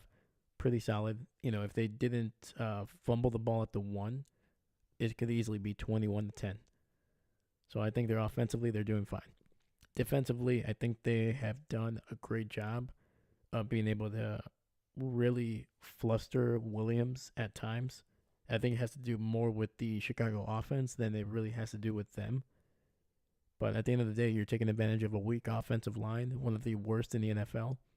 And so far, they've been succeeding. Williams has done a great job of avoiding most of the pressure for the most part, but continuing to put pressure on this young quarterback, because eventually, if they continue to have a lead, the Bears, Williams, he's going to want to force more throws. That's either trying to buy more time and he's going to end up getting sacked, or he's going to try to force it into tight coverage, where he basically will get picked off eventually. He's already come close. So, I'm trying to think here. Yeah, continue the pressure. The coverage has been really solid. Keenan Allen has really been their best receiver thus far. DJ Moore most of his stuff has come from the running back position, or just kind of underneath things like, bubble screens, flat routes, things like that. Trying to think. Roma Dunze needs to do a better job of of kind of being open, getting Caleb some more options. But once again, this defense by Minnesota has done a darn good job. Um, yeah, I don't really have too many notes for the defense. I think they've done really well. The Vikings just need to continue to put more pressure on the Minnesota offense because eventually I think these guys are going to try to force things and they're going to be able to take advantage of the mistakes that are going to happen, especially with a rookie quarterback. Williams is going to try to force something at some point. All right, we are back. And Minnesota fumbles the ball here, but he picks it up and he's going to be out across the 23.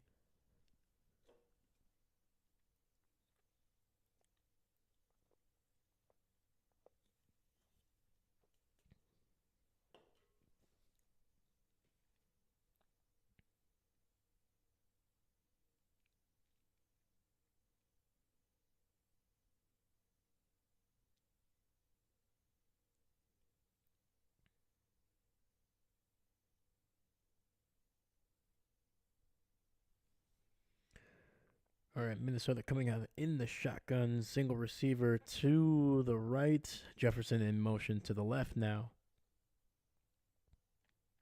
And Darnold has time, finds his man, and that is Edison, who stays on his feet. He's out across the 20, 15, 10, and finally taken down at about the 7-yard line. Holy sh. Yep, like I said it, man. They needed to make sure that they did not give up the big play down the field, and they didn't listen to me, man. They didn't listen to me. And I think that was Jonathan Owens with a horrible, horrible tackle attempt, and that was. Did not even wrap up. Easily could have wrapped up. Yep, safety position coming back to bite the Chicago Bears on that one.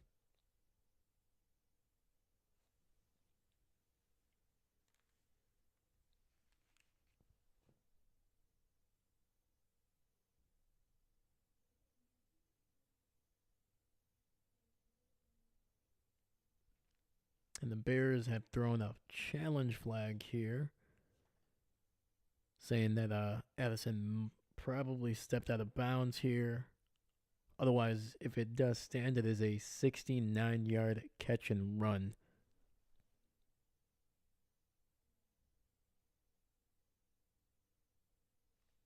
It's very close. I think he did. I think he did.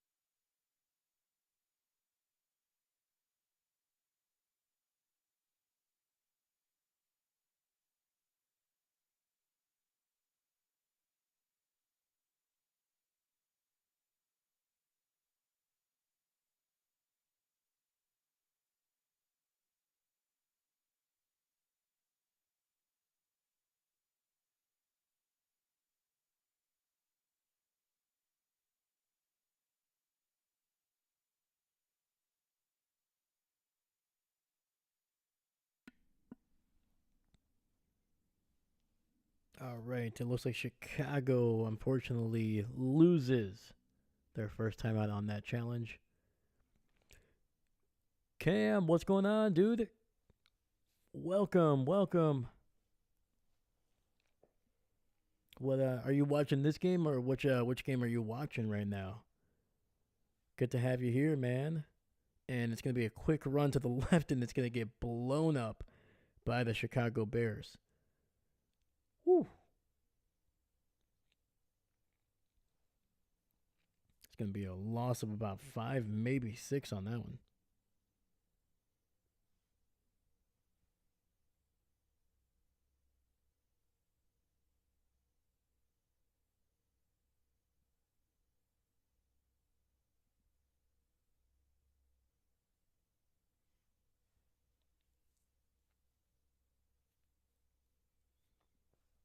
All right, second and goal, ball back at the 14, so it was a loss of 6. And Darnold down with the sack. Oh boy, the Chicago defense is responding very well right now. I was watching the Cowboys. Oh heck yeah! And then I think the Commanders just scored a touchdown in that one too, right? I think it's like 10-3. It's been a very close game.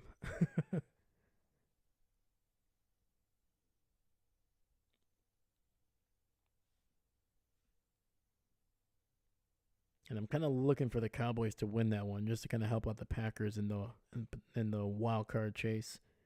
So third and goal, Darnold throwing it underneath, and that is incomplete. So after the 69-yard catch and run by Jordan Addison,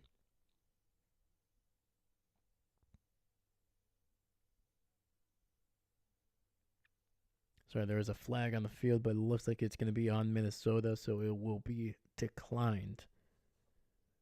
But yeah, after the 69-yard catch and run, Minnesota unable to do anything positive. First play after that one was a 6-yard loss on the run by Jones, then a sack, and then now an incomplete pass.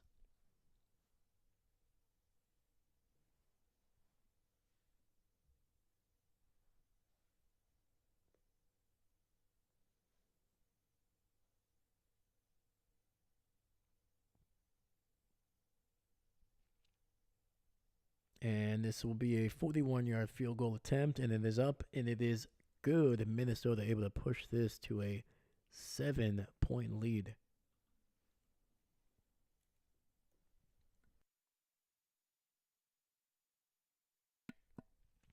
I'm hoping Chicago can get a win. Ideally, as a Packer fan, I wish both of these teams could lose, but if I had to pick, I'm looking for Minnesota to lose. That way, if the Packers win today, then they're only half a game behind. Because right now the Vikings are just ahead of the Packers, not only in the division but also in the wild card spot.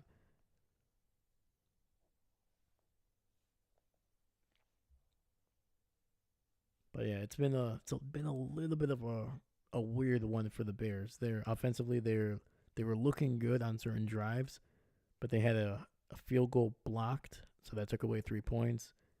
And then they also had a call reversed. It would have been a first down at about I think it would have been like the 10-yard line.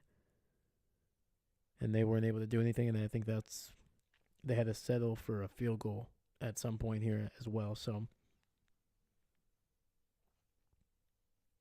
hopefully Chicago's offense can kind of get back to what they were doing on their first couple, not their first couple drives, the first couple drives in the second quarter.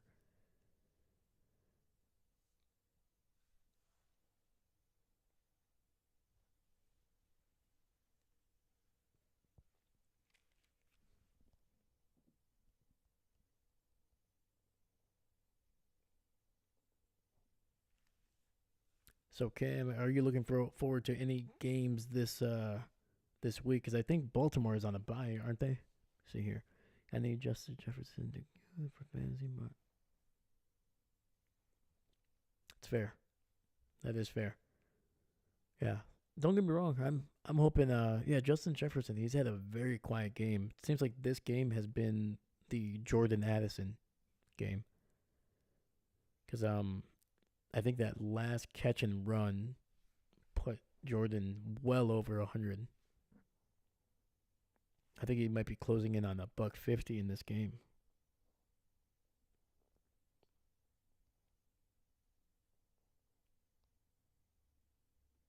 So yeah, Jordan Addison, 4 catches, 126 yards already, and a touchdown. Oh, they played Monday night, yeah, against the Chargers. That is correct. That is correct. I should have known that. I actually even have the scoreboard already made for that game. Yeah, Baltimore Chargers right there. Yep.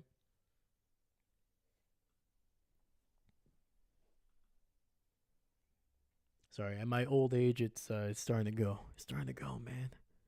Once you hit your 30s, you don't remember things anymore.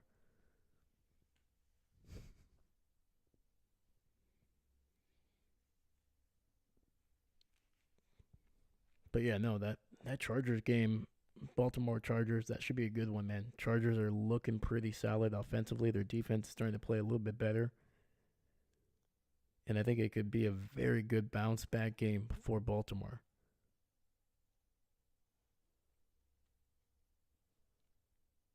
And play action, quick throw, trying to get it to DJ Moore, who is going to be good. He breaks a tackle across the 40, 45, 40, down to the 35, and he's going to slide at the 32. Holy cow, man. DJ Moore.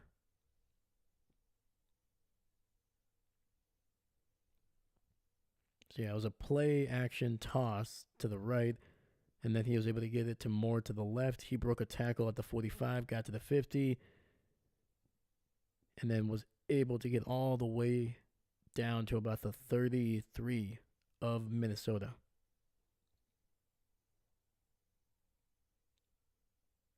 And they're officially marking him at the 34, so 1st and 10. And Moore throwing it down the field, and that'll be incomplete. Is that really no play action, huh? So that was a little bit of a trick play there. So Williams threw it to Moore, and then Moore was trying to throw it down the field to Romadunze.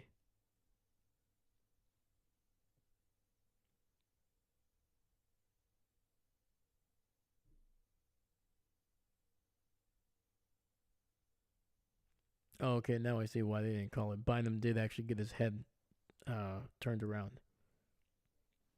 It's a heck of a play, man. All right, single back in the backfield. Williams in motion. It's going to be a handoff up the middle, and he's good for about 2 yards. But no, I'm looking forward to that Ravens and Chargers game tomorrow. Like I said, I think it's going to have some big implications because both of those teams are kind of in that zone where, if they tack on an even like one or two more losses if they lose tomorrow night, it could really put them in jeopardy of whether they can make the playoffs or not. Baltimore is looking like they need a bounce back game. They basically need a get right game, and I think if they can beat the Chargers, man, that's a tough team. Can give them some confidence. And quick throw underneath, and that is to Keenan Allen for a gain of about 5, maybe 6. So it'll be 4th down coming up, and I think Chicago is going to stay on the field.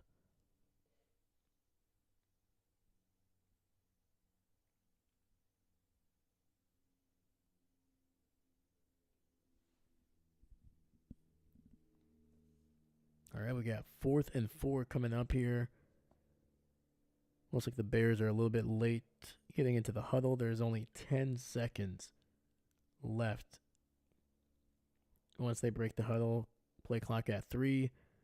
Some motion, play clock, and takes the snap. Quick throw, and it's going to be incomplete. Honestly, they should have just...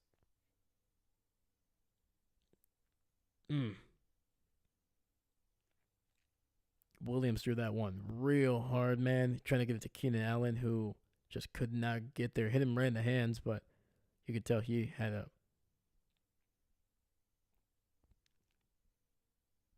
There was a lot of sauce on that one.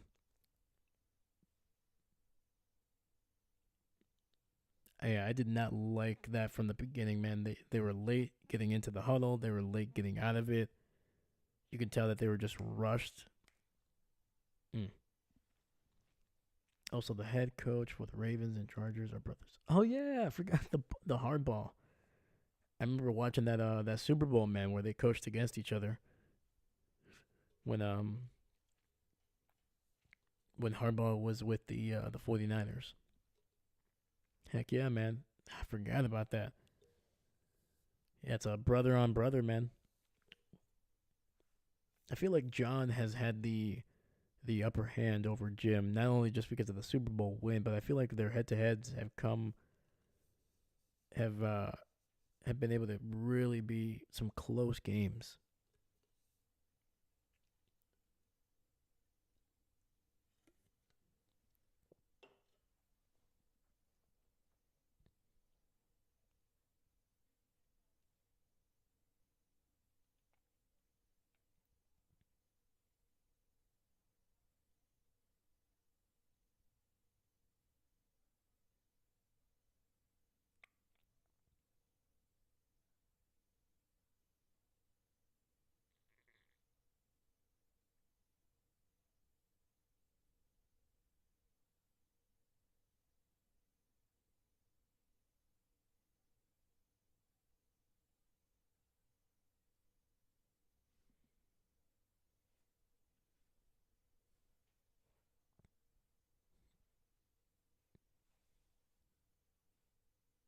I'm trying to think when the I'm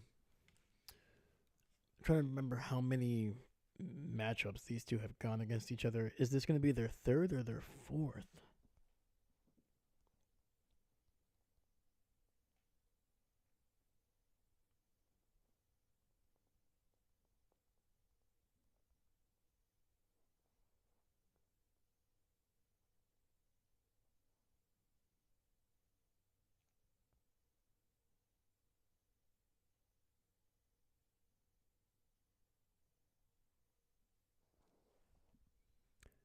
All right, we're back here to the game. First and 10. Ball at the 27-yard line.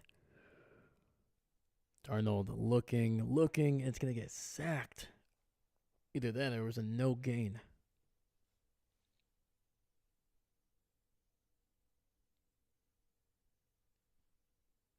Their third. Okay. Gotcha. Thank you. I was about to look that up here.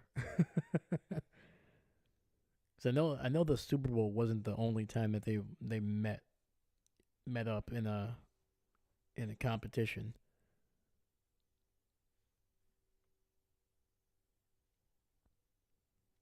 All right, we got second and 10 here. Shotgun. Jefferson in motion two.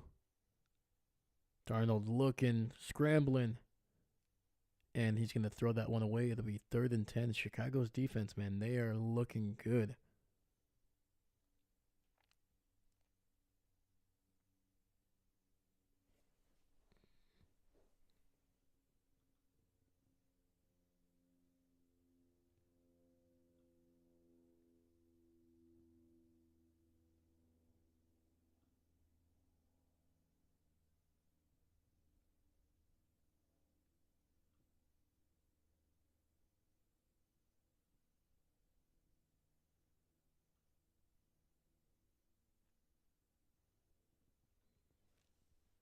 Receiver in motion to the left. Darnold looking, throwing it over the middle, and he finds a man for a first down.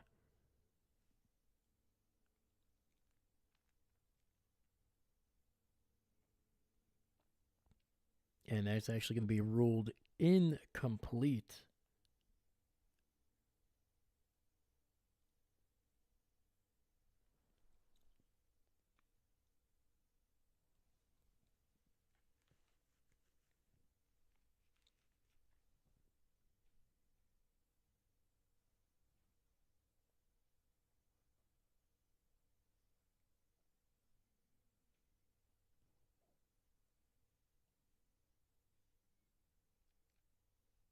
All right, so we got the punt away here. Chicago gonna actually make a return here out across the 35 down to about the 36.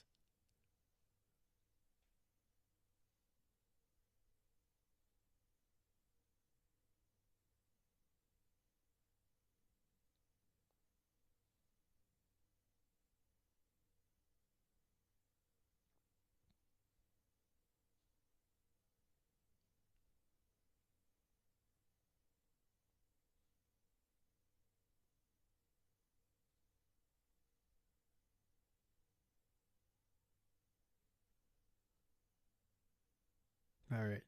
Williams under center. Keenan Allen in motion to the right. It's going to be a run up the middle, and Swift able to get about 6, maybe 7 yards on that one. Oh, heck yeah, man. Hey, Cam, thank you for popping in, man. All good, all good. And yeah, man, we'll catch you later today. Hopefully, you can pop in either during the Packer game or maybe Sunday night. But I will catch you later, my friend. Thank you.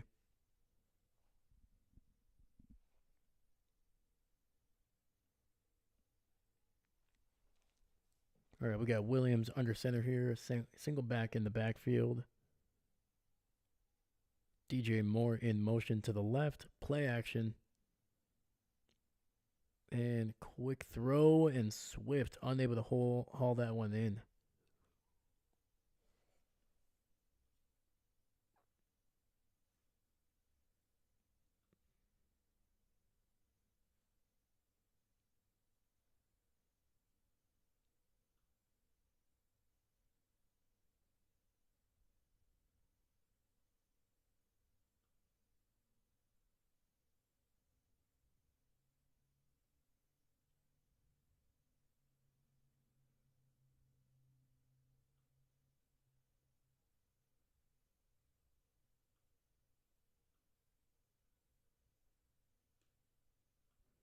It's going to be a quick throw over the middle, and Komet. I think he might have dropped that one. Mm.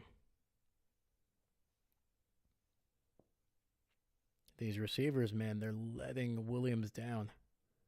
That one is easy. Yeah, Komet unfortunately dropping that one as he was tucking it in.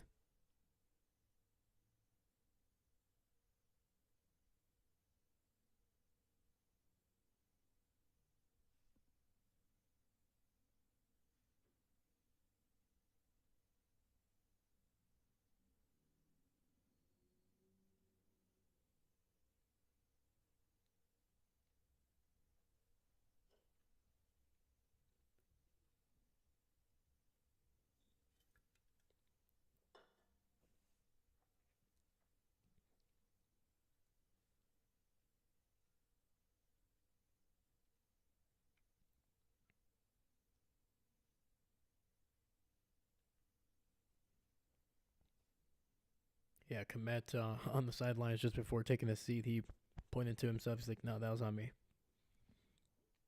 If I was Williams, I'd been like, "Yeah, that's on you." Put that thing right on you.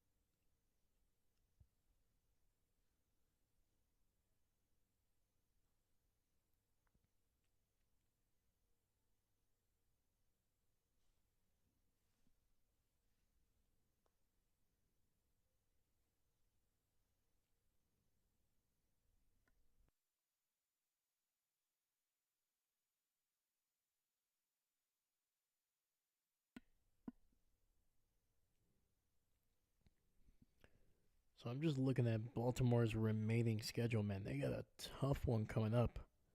Like, definitely every one of these games is winnable with how good they have been. But you got the Chargers tomorrow. Then you got Philly.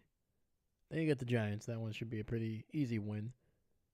Then you got Pittsburgh again. Might be able to get some revenge. Houston. And then finally, to end the season, Cleveland, who, you know, you could say it could be an easy game based on the record, but we saw what Cleveland was able to do earlier this week. And especially those division games are always a little bit weird. And on top of that, Cleveland already has beaten Baltimore earlier this season. So, yeah, man, not a cakewalk for the Ravens, who are 7-4, I believe. Yeah, and it's going to be a handoff to Jones to the right. He finds some blockers and is able to get about 8 yards on the play.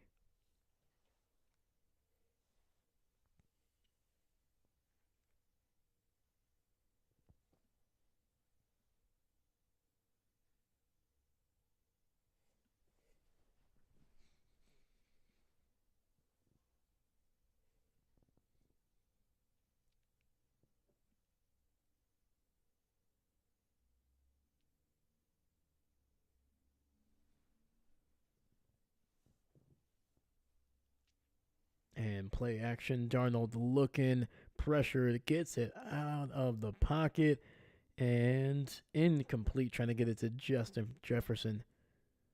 It looks like a linebacker able to get his hands on the ball on that one.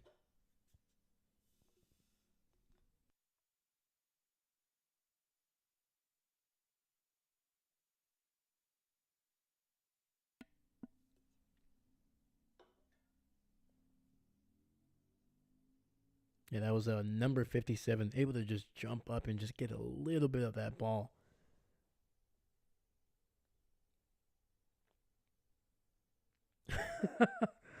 We got 3rd and 3, and that is going to be incomplete. Trying to get it to Jefferson again, who was able to get one hand on it. Yeah, Justin Jefferson having a rough game.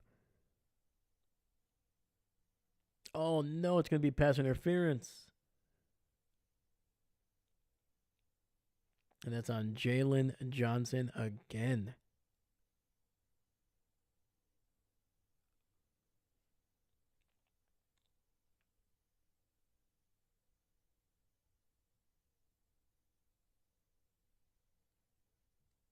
Chicago, 6 penalties for 75 yards. Whew. All right, 1st and 10, ball at the 32, run up the middle by Jones, and he's going to fight his way all the way to the 40. Jones is starting to look a little bit better than he did in the second quarter.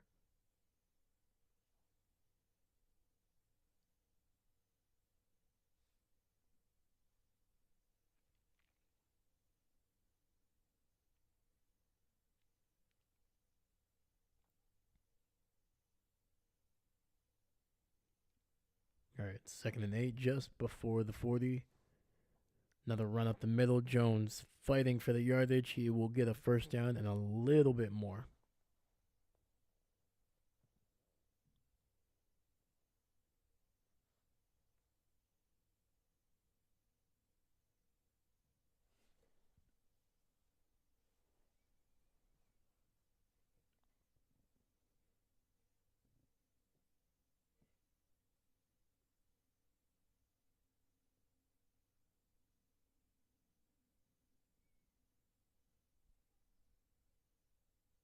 All right, 1st and 10, ball at the 44.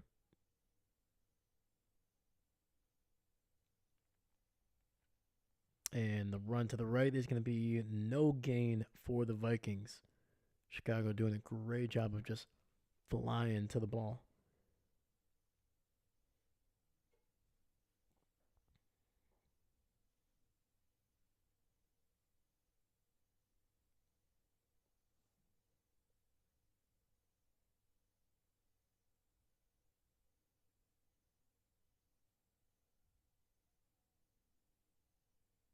All right, we got two receivers stacked up on the left, tight end in motion to the right. Shotgun Darnold, quick throw to Hawkinson, and he's going to catch it at about the 49. Gain of about 6.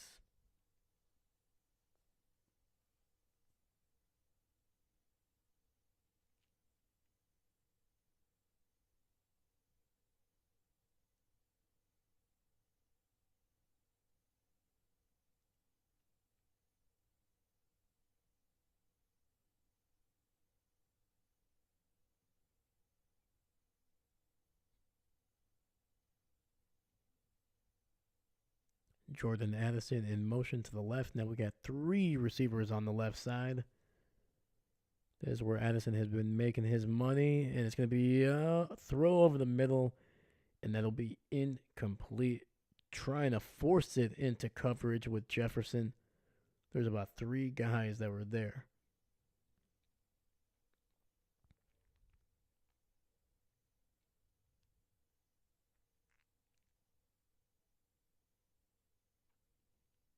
And that was the linebacker, Tremon.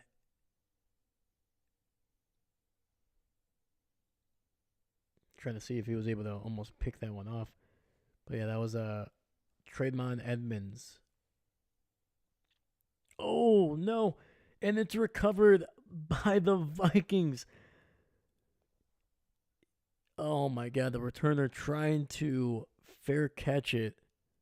Try to stay away from it, and it literally bounced right into his leg, and it's recovered by the Minnesota Vikings.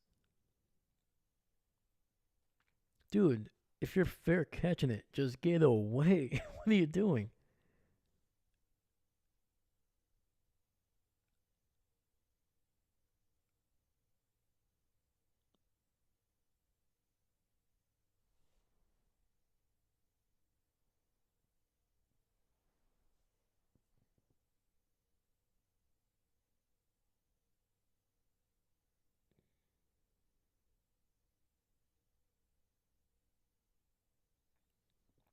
And the weird thing is, like, his nearest teammate that maybe it could have touched is about almost 8-9 yards away. Like, it was not going to bounce into anybody else.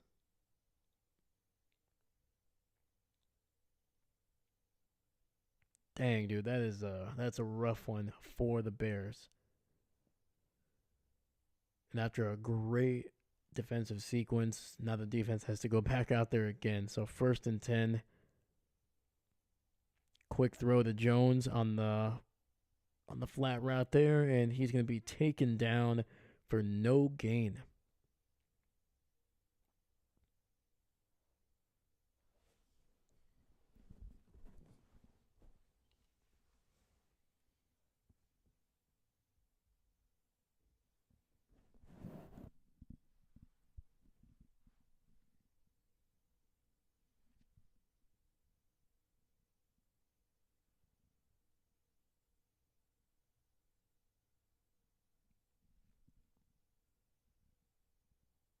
All right, 2 receivers stacked up on the left. Addison by himself to the right. It's going to be a run to the right. And Jonesy able to get it to the 10. Gain of 5.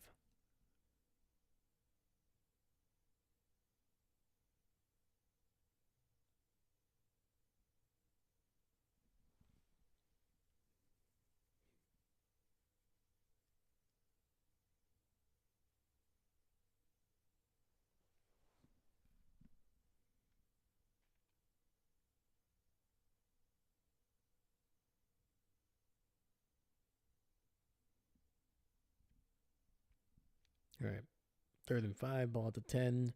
Jefferson in motion to the left. They've been trying to get him going here. And it's going to be to Addison. And he's going to get inside the 5 for a first down to about the 3.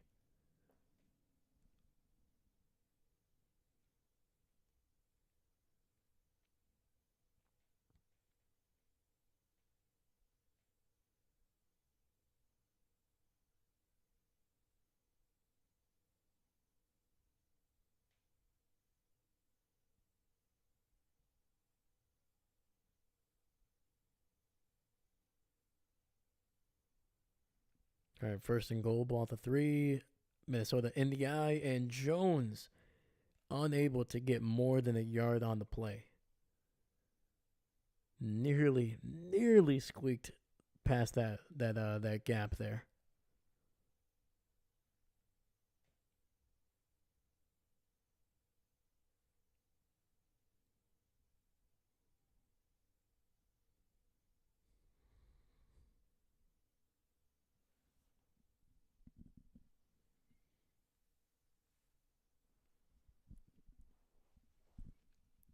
All right, Minnesota single back in the backfield under center here. It's going to hand it off to Jones, who's going to be in the end zone.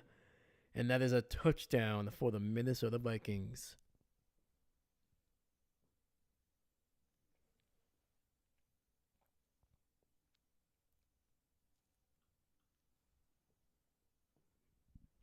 So Jones trying to make up for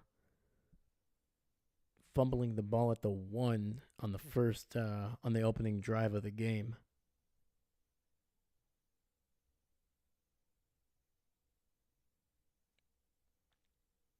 Yeah, just a simple run up the middle, kind of pick his gap left or right. The right one opened up perfectly and just able to squeeze in for the touchdown, and the extra point is good. And Minnesota has opened up a 14-point lead over the Chicago Bears.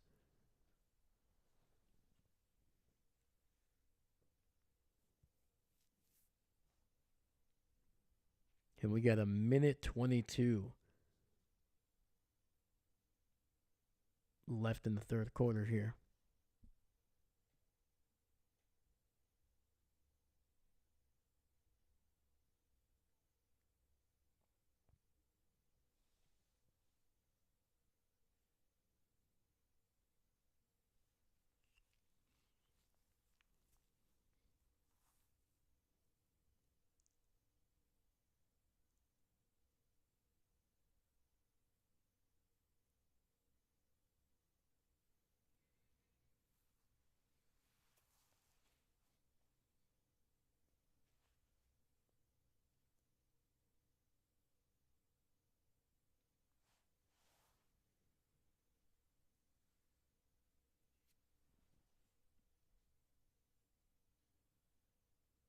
Oh, man. DeAndre Carter is struggling. He just dropped that one in the end zone. Luckily, he just takes a knee.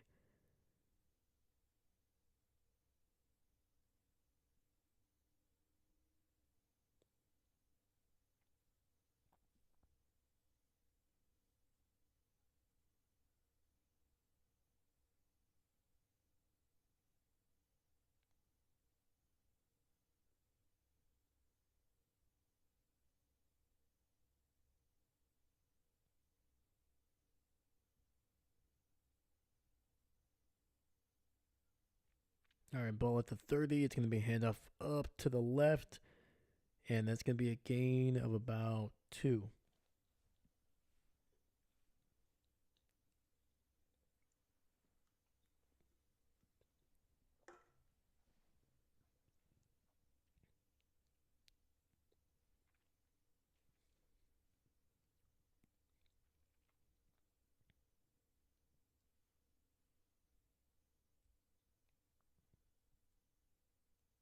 So we got 2nd and 8 here. 3 receivers to the right. Williams in the shotgun. Minnesota showing a lot of pressure. Gets it out to DeAndre Swift underneath, and he's good for another 2 yards probably.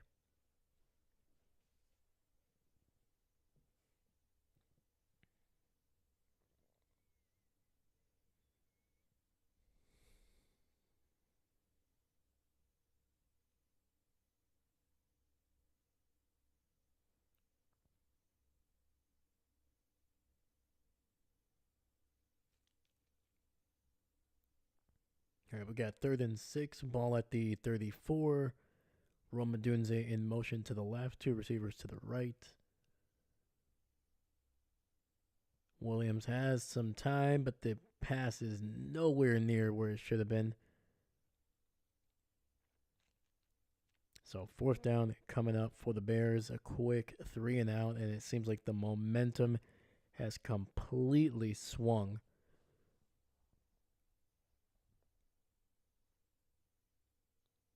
Man, you even got Williams taking shots in the back well after he's thrown the ball.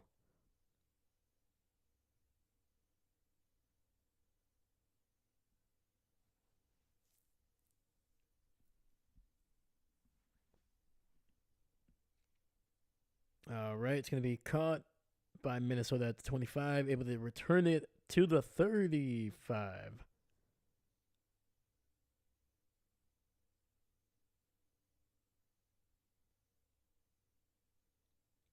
Nice gain of 10 on that punt return.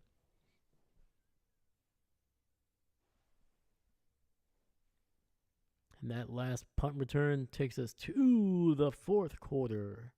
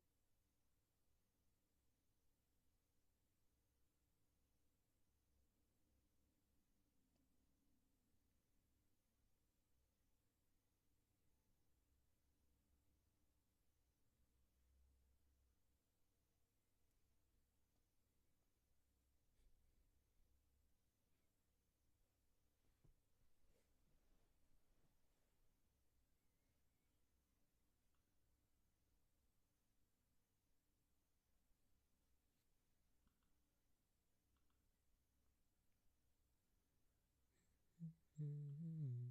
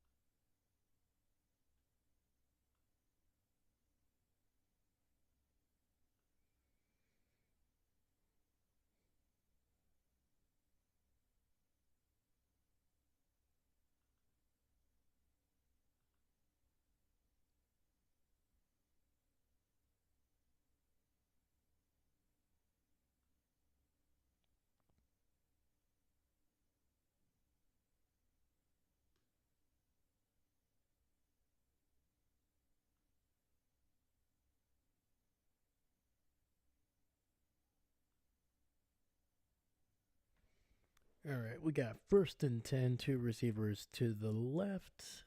Darnold, play action, throwing it down the right sideline, and it's going to be caught by TJ Hawkinson down to about the 45. There's a flag on the field, though. But it's going to be on the Bears, so decline that bad boy.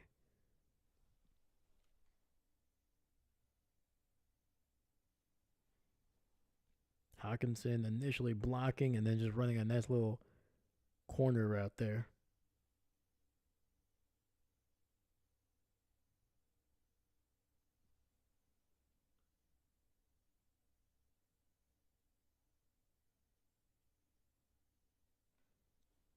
And another run, this time by Jones, and he'll get out across the 40 down to the 38.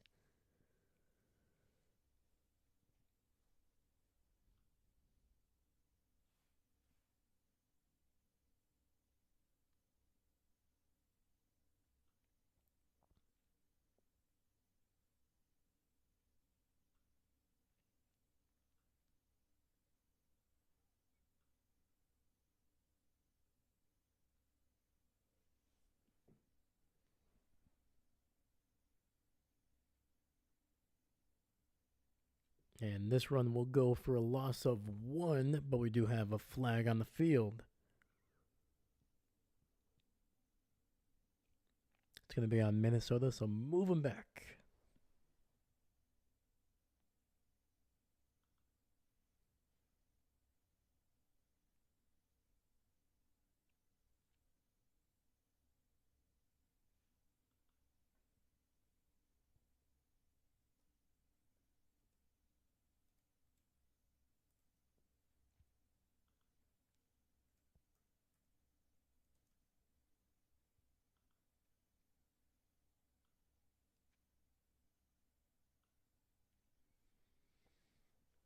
All right, 2 receivers spread out on the left. Quick pressure, and it's going to be dumped down to the running back.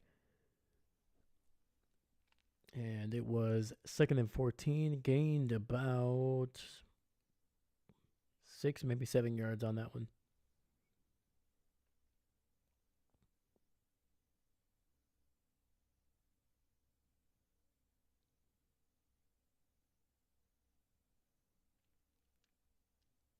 So we got 3rd and 7, ball at the 43-yard line. Need to get it to at least the 35. Quick throw, and Addison able to get it. I think it's going to be about a yard shy.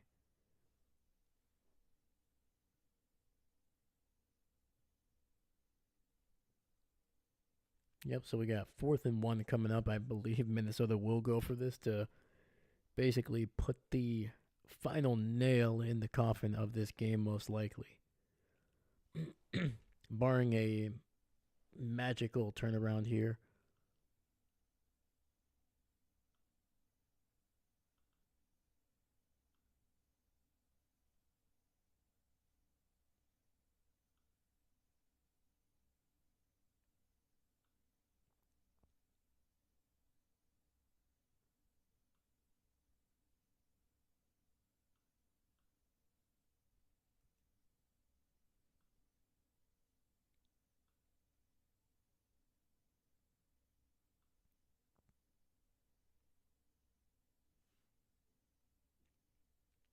The Vikings actually use their first time out here trying to make sure they get everything all settled down, which is what probably Chicago should have done when they went for it on 4th down.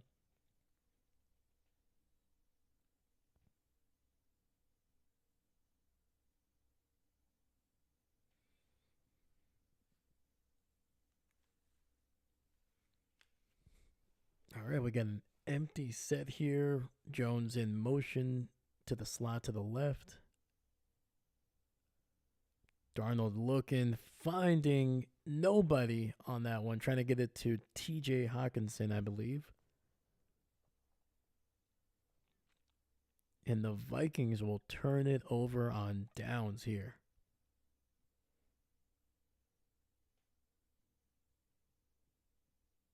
Oh, great play. I think that was Gordon, number 6. That was. Yeah, dude, Mike Gordon just came in diving for that one. Just got a finger or two on it and just able to get that one on the ground.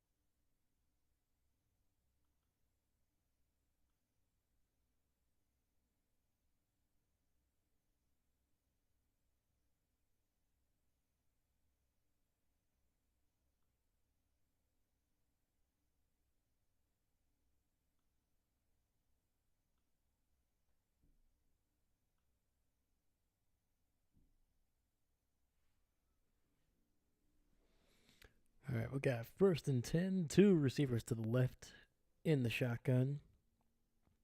And Williams able to keep this one, and he's going to get it just short of the 40.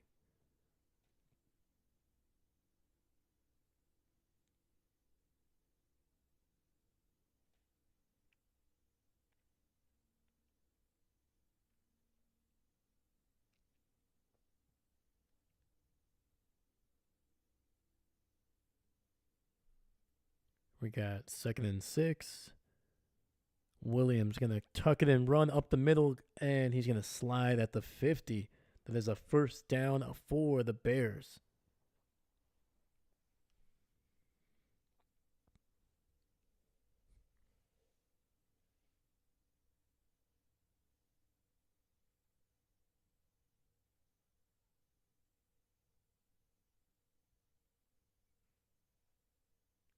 All right, Minnesota has 5 on the line here, but we have an empty set. Quick throw, gets it out to Keenan Allen, and he's good for about 4, maybe 5 yards.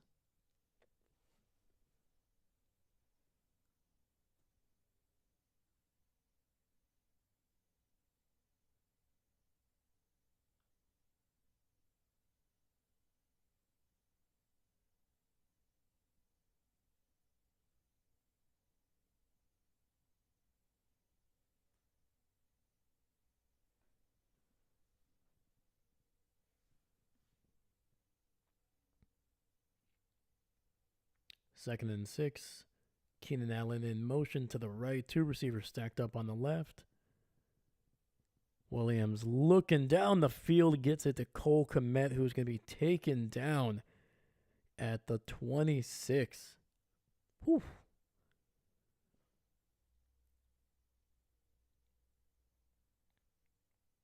Yeah, Kmet just running a nice little seam route on the right side. All right, 2 receivers to the left. Quick throw. Get it to his tight end, and he's going to fall down to the 18. Gain of about 7, maybe 8.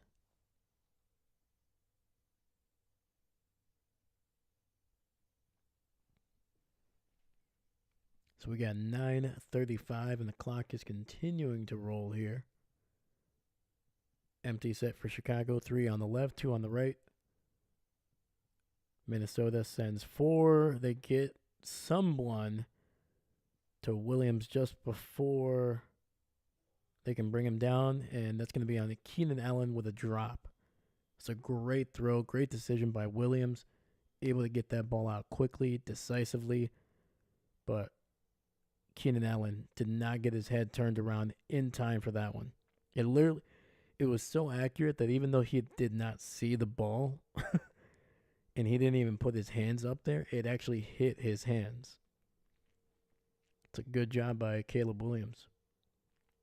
We got 3rd and 2, ball at the 19. Quick throw, and Kmet is taken down at the 20. And that was Byron Murphy making a great play on the ball. Fought through a blocker, dove, and actually brought down Kmet for a loss.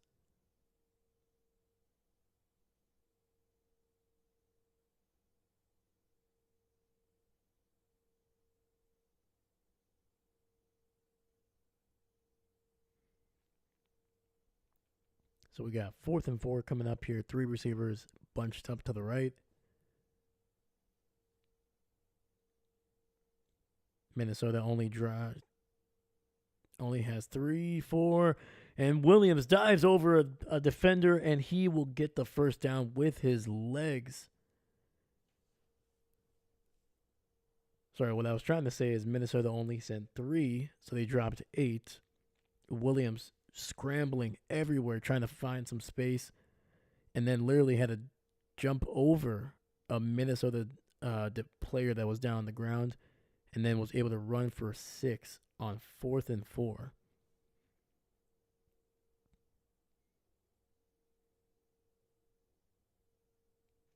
So 1st and 10, at the 13-yard line for the Bears. Quick throw, and Roma Dunze able to be taken down at the 10, gain of 3.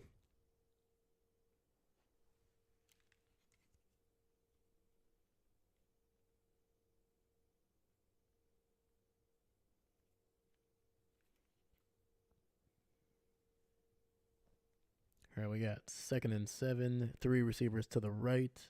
It's going to be an empty set for the Chicago Bears. We got DJ Moore stacked up on the left. It's going to go to Moore, and he's going to be in for the touchdown, weaving his way through this Minnesota defense. And the Bears have made this game just a little bit closer here. We still got a long way to go.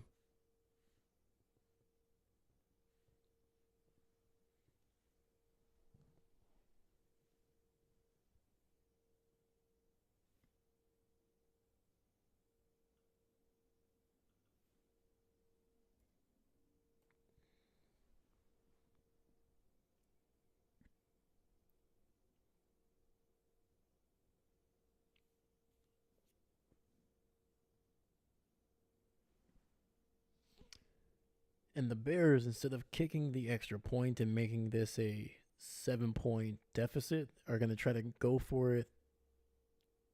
Are going to try to go for it for the 2-point conversion here. Not sure why. 3 receivers to the right. Quick throw, and it's going to be incomplete.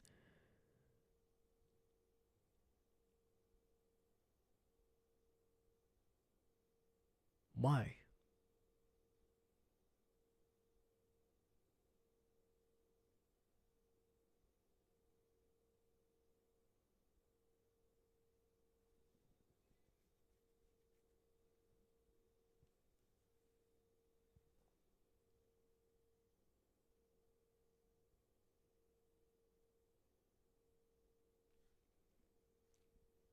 Eberflus really just like to make just everything more difficult than it has to be.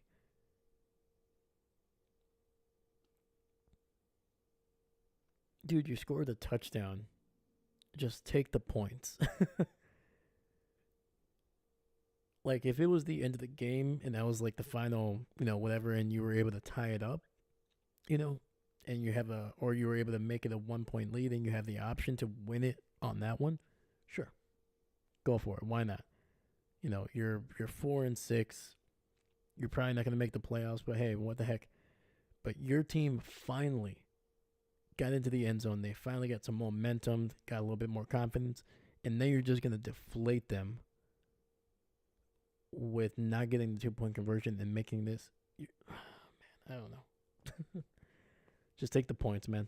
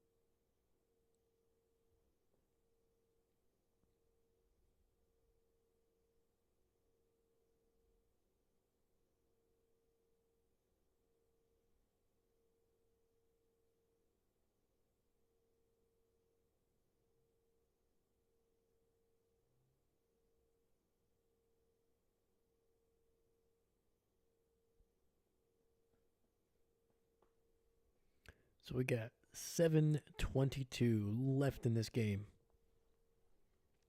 The Bears have made it a little bit more difficult on themselves here, but Minnesota still has an 8-point lead.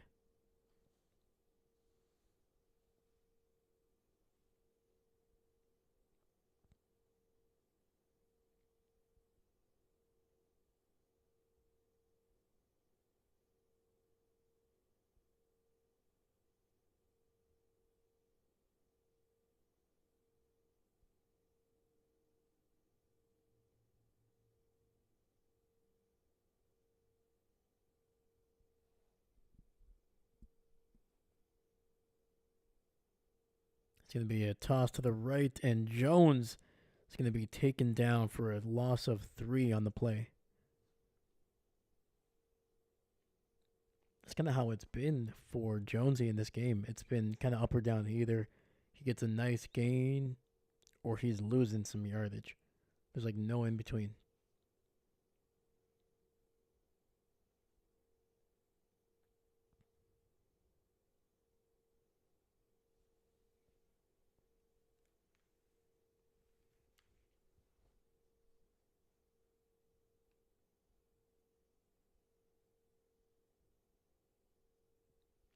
All right, we got 2nd and 13. Minnesota looking. Darnold needing to roll out. He's going to throw it away.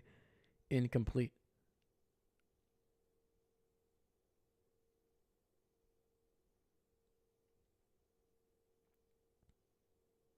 And Darnold. Oh. Darnold is down on the ground. He tried to get up and walk it off, but he immediately after that, he just hit the turf.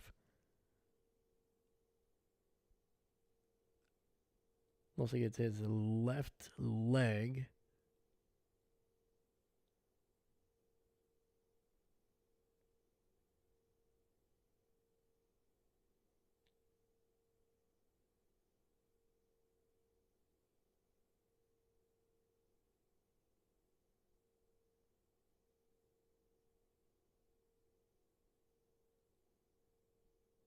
It looks like a big 99 landed right on that left ankle. Well, the good news is he's walking off the field under his own power.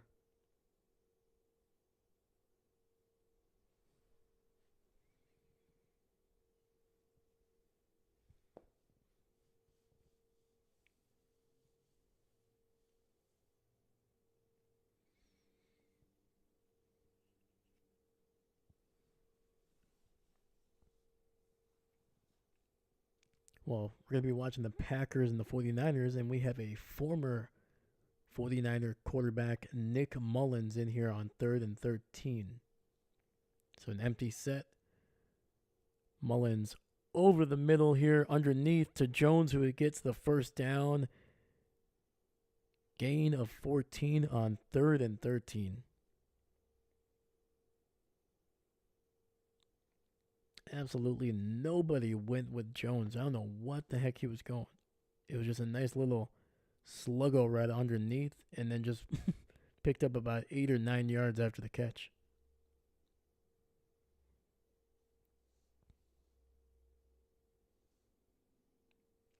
All right, Minnesota in the eye. Ball at the 41. 1st and 10. Jones just running through the Chicago defense now. Gain of about 10.5, and that'll be another first down.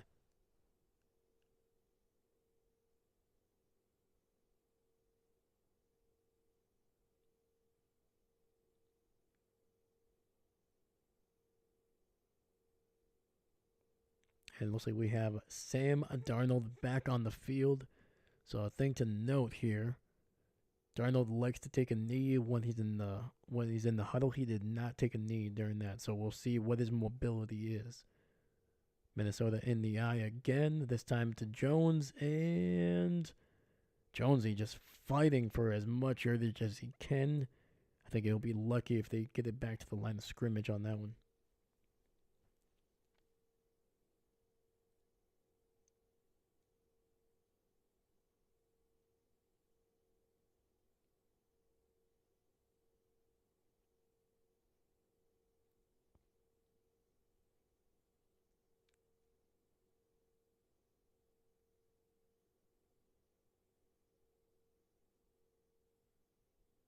All right, we got 2nd and 11. Addison in motion, play action. Addison able to avoid the first tackle, and that's going to be some positive yardage down to the 40 of Chicago, gain of about 8 or 9.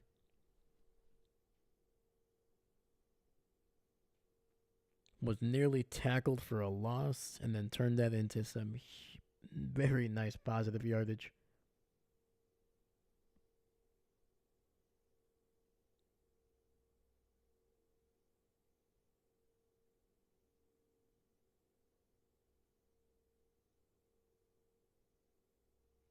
All right, we got 3rd and 2. Need to get it to the 38 of Chicago for a first down. Darnold looking down the right sidelines, and that is a touchdown for Justin Jefferson down the right sideline, able to make a man miss. There is a flag on the field, though. I think it's going to be on Minnesota here.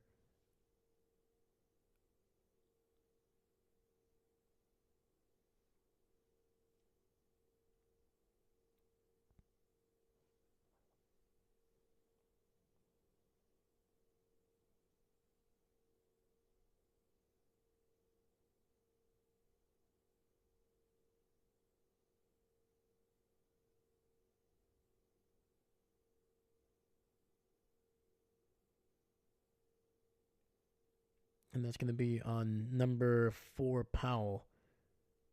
Offensive pass interference. Hey, got to get that work done, man. Actually, I was actually literally about to look at the scores, and I just saw that the Cowboys are somehow on top, which is wild to me. Because I think the last time I saw it was 9-3 Commanders. So, hey, man, Dallas getting it together. 3rd and 12 for the Minnesota Vikings. 3 receivers bunched up to the right. Darnold looking, finds a wide open Hawkinson down to the 15. And that's a first down for the Vikings. Must have been some type of blown coverage there, because he was wide open.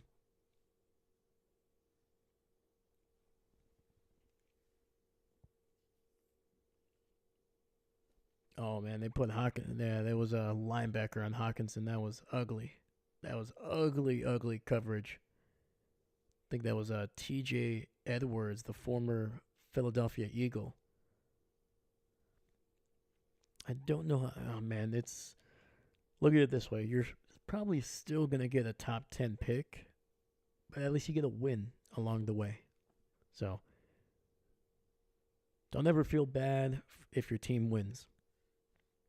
Because trust me, man, you can find talent anywhere in the draft, anywhere in the first round. You know, a top pick does not guarantee you anything. Just look at the 49ers with Trey Lance. You know, they traded up to get him. And within 3 years, they traded him away for basically pennies on the dollar. And it's going to be a run up the middle. Jones able to get about 6 yards on there. So, anytime your team wins, man, celebrate, feel good about it, because it doesn't always happen.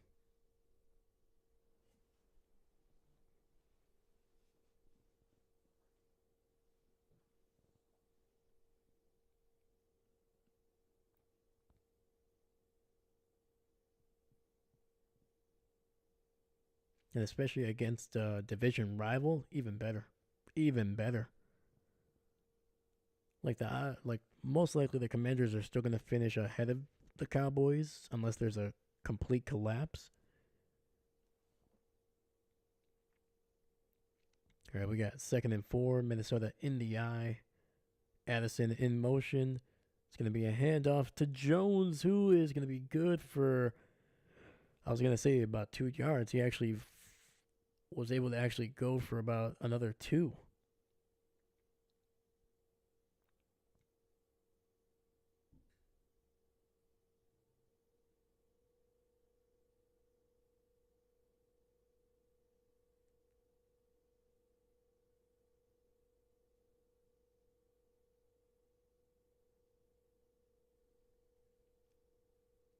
So instead of a long 3rd and 3, it'll be 3rd and 1 after the great effort by Aaron Jones.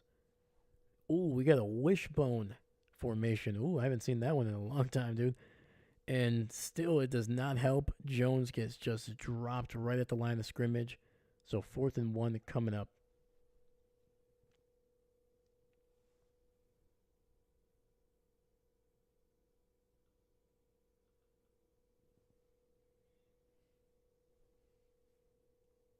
And that one will take us to the 2-minute warning here.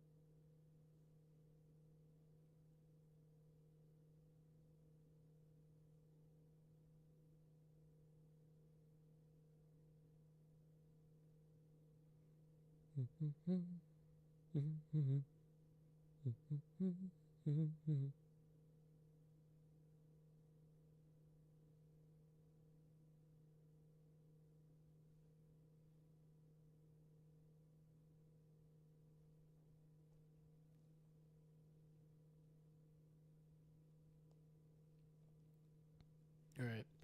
Well, now that we got a little bit of time here with the commercial break, let's look around the league and see what the scores are.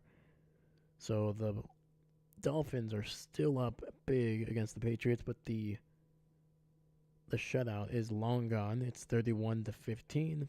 We got the Commanders just scored to make it 17-27.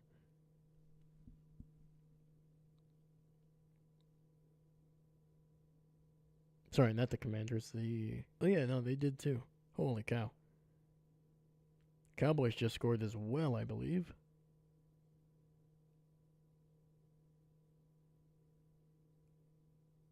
It was a 99-yard touchdown by Turpin. Holy cow. Wow. Holy cow. Dude, the Cowboys have awoken, man. Defense able to hold a team to 17 points right now. They've scored almost 30. Their special teams are scoring. Holy cow, man. That game is popping off in the last quarter here.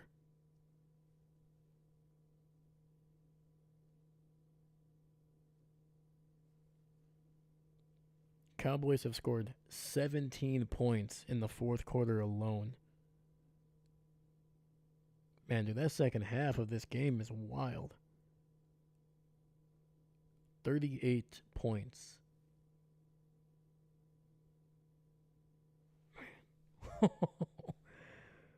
I'm gonna have to watch. I'm gonna have to watch the all 22 on this game later. That is wild. Dang it, dude! I probably should have streamed that one, but it would have been a boring game the first half though.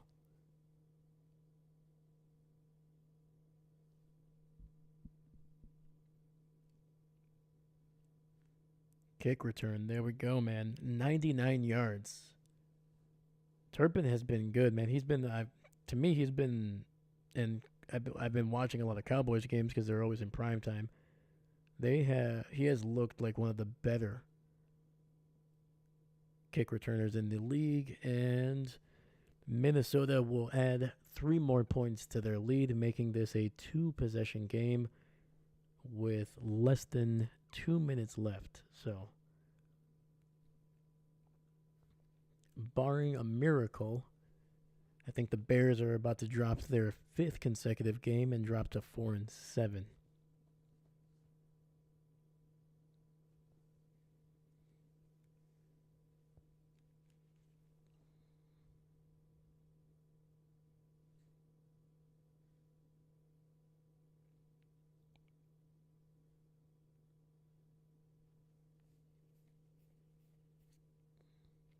you have to wonder how many more games Eberflus has as a Chicago head coach. I was of the mind that once you shipped off Justin Fields, you let go of your offensive coordinator. Not only that, but you also just fired the one that you hired, the other guy to replace. But you changed so much of this team. You made so many changes offensively, players. You traded for Keenan Allen. You drafted a Romadunze. You drafted a offensive lineman. Like a lot of things changed here. And we got a huge return. He breaks a tackle, and he's going to be to the 40. Literally the last man brought, I forgot who it was. Who's the returner here? Carter. He caught it at the 5-yard line. Ran down the left here, made a nice cut inside, got past the kicker, and then literally the last guy brought down DeAndre Carter, which would have been a huge touchdown score. Oh my God. Come on.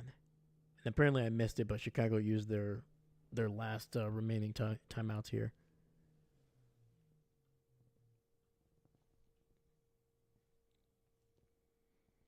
Come on, Chicago. You gotta give me something here. Even if you can't win, I want you to score.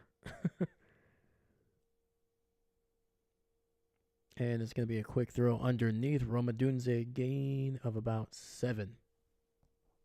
But anyway, back to my point of all this other stuff is that they should have fired Eberflus. There was just so much change on that team. There was zero reason why you kept him. He had to show you that he was going to be a competent head coach. His teams were not very good. He never developed Justin Fields. There's just so many reasons to let him go. And if you fire him, even if you fire him after the season, there's going to be so much more change, and that pass is nearly intercepted. I think that's the worst thing you could do for Justin Fields is just continuing to just keep changing. He's already going to be on his second offensive coordinator, and if you fired the head coach, most likely you're going to be firing the offensive coordinator as well. So he'll be on his third offensive coordinator in less than a full year and a half. It's like, come on, man. Williams throws it down the right sidelines and incomplete. Had a wide open Romadunze.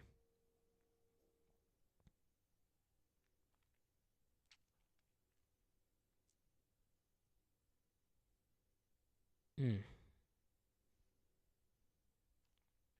that was just a miss.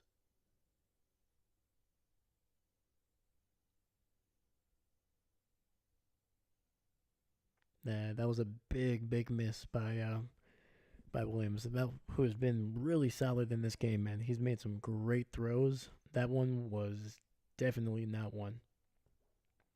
All right, so 4th and 3. This is the game.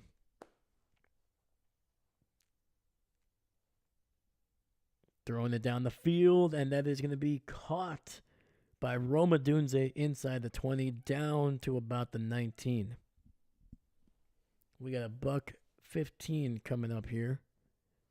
2 receivers on each side. Shotgun takes the snap, throws it down the field, and oh my God, he missed a Dunze again.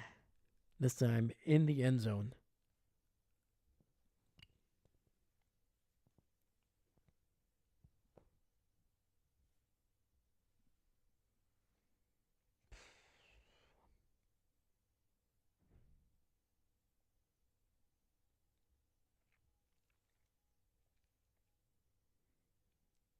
All right, we got 3 on the left here. Tight end in the slot. Clock is at 1:11. Williams throwing it over the middle. And that is to Cole Kmet for a gain of 8 or 9. Sorry, 8 or 7. We got 3rd and 3. Chicago looking. Williams over the middle. finds his man. He's going to be tackled down at the 1. Remember, Chicago has no timeouts left. It is a first down, first and goal at the 1.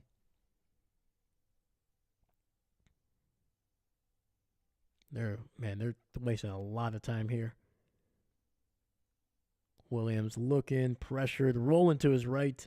He's going to dump it over, and he finds a man at the back of the end zone. That is Keenan Allen for the touchdown.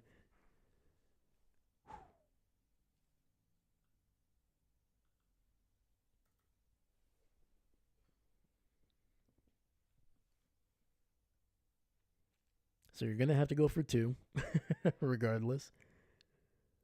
If you don't, you still need a touchdown. If you do, then you can technically tie it up with a field goal. But getting the ball back is going to be a whole nother issue.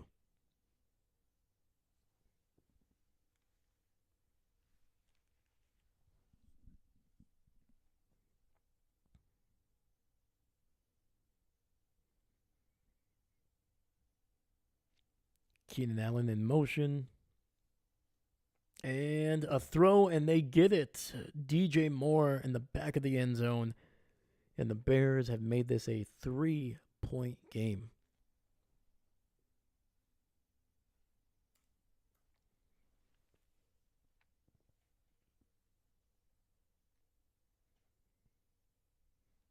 All right, so if the Bears get this onside kick, I will try to stay here as much as I can. But if they don't, I'm going to have to end the stream very quickly just so I can set up for the Packer game that is going to be starting in less than 15 minutes. So, might be an abrupt end to this, but we'll kind of talk about this game a little bit, maybe a little bit during the Packer game, or at the very least, we'll talk about it during Sunday night.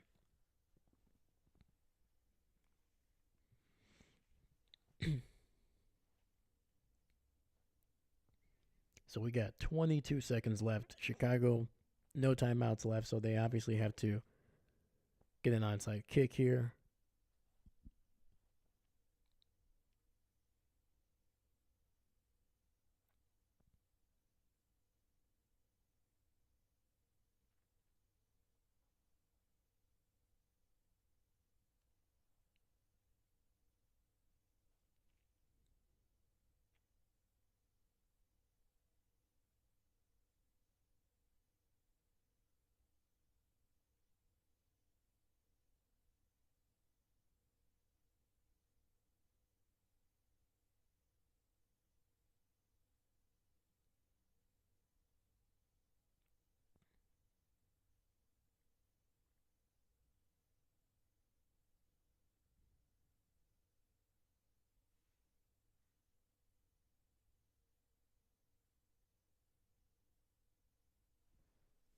All right, Minnesota will use their final timeout here.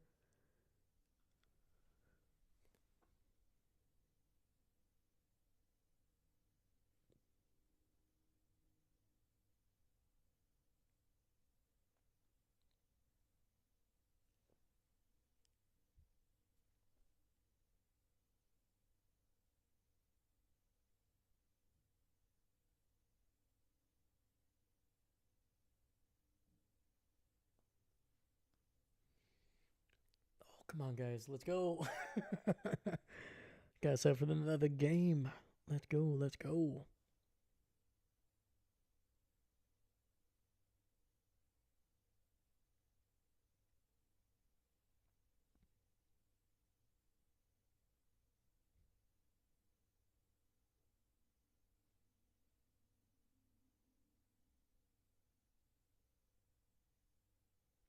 And it will.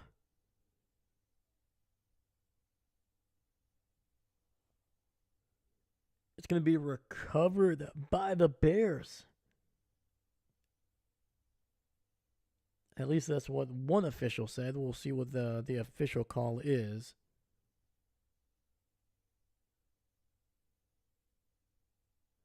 So it didn't go the full 10 yards, but I'm wondering if it ended up touching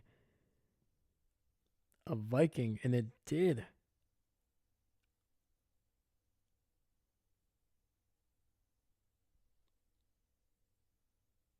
It touched the backup tight end Munt.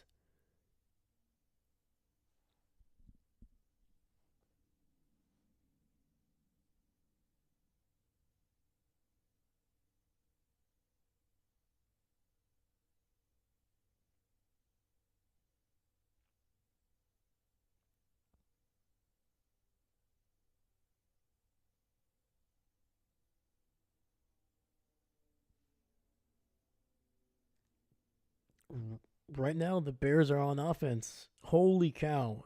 3 receivers on the left. Williams takes the snap. It's going to be a throw. He has a wide open man down to the 20. All right, you got to spike the ball. You got to spike the ball, and then they have 0 time left. Spike the ball. Be chill, be chill. And they're going to get a chance. And they are going to get a chance to be able to kick a game-tying field goal. Because the ball is at the 30, so this is a 48-yard field goal attempt. Oh, that was a great throw by Williams. Over 2 defenders. And that one barely got over the I believe that's Martellus. I think he's a safety. Wow. Wow. All right. Cairo Santos, the kick is up. And it is good right down the middle. And the Bears have tied this game up. And we are going into overtime. I am not going to be able to stick around for this game.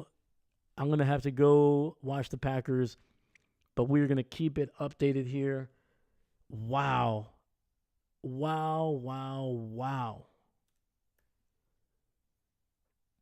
Dang. All right, the Packer game starts in less than 10 minutes. But this game is going into overtime. Wow. Holy cow. And also a big reason why I said they should have just taken the points, man. If they wouldn't have failed the 2-point conversion on their first attempt, this would have been a game-winning field goal for the Bears.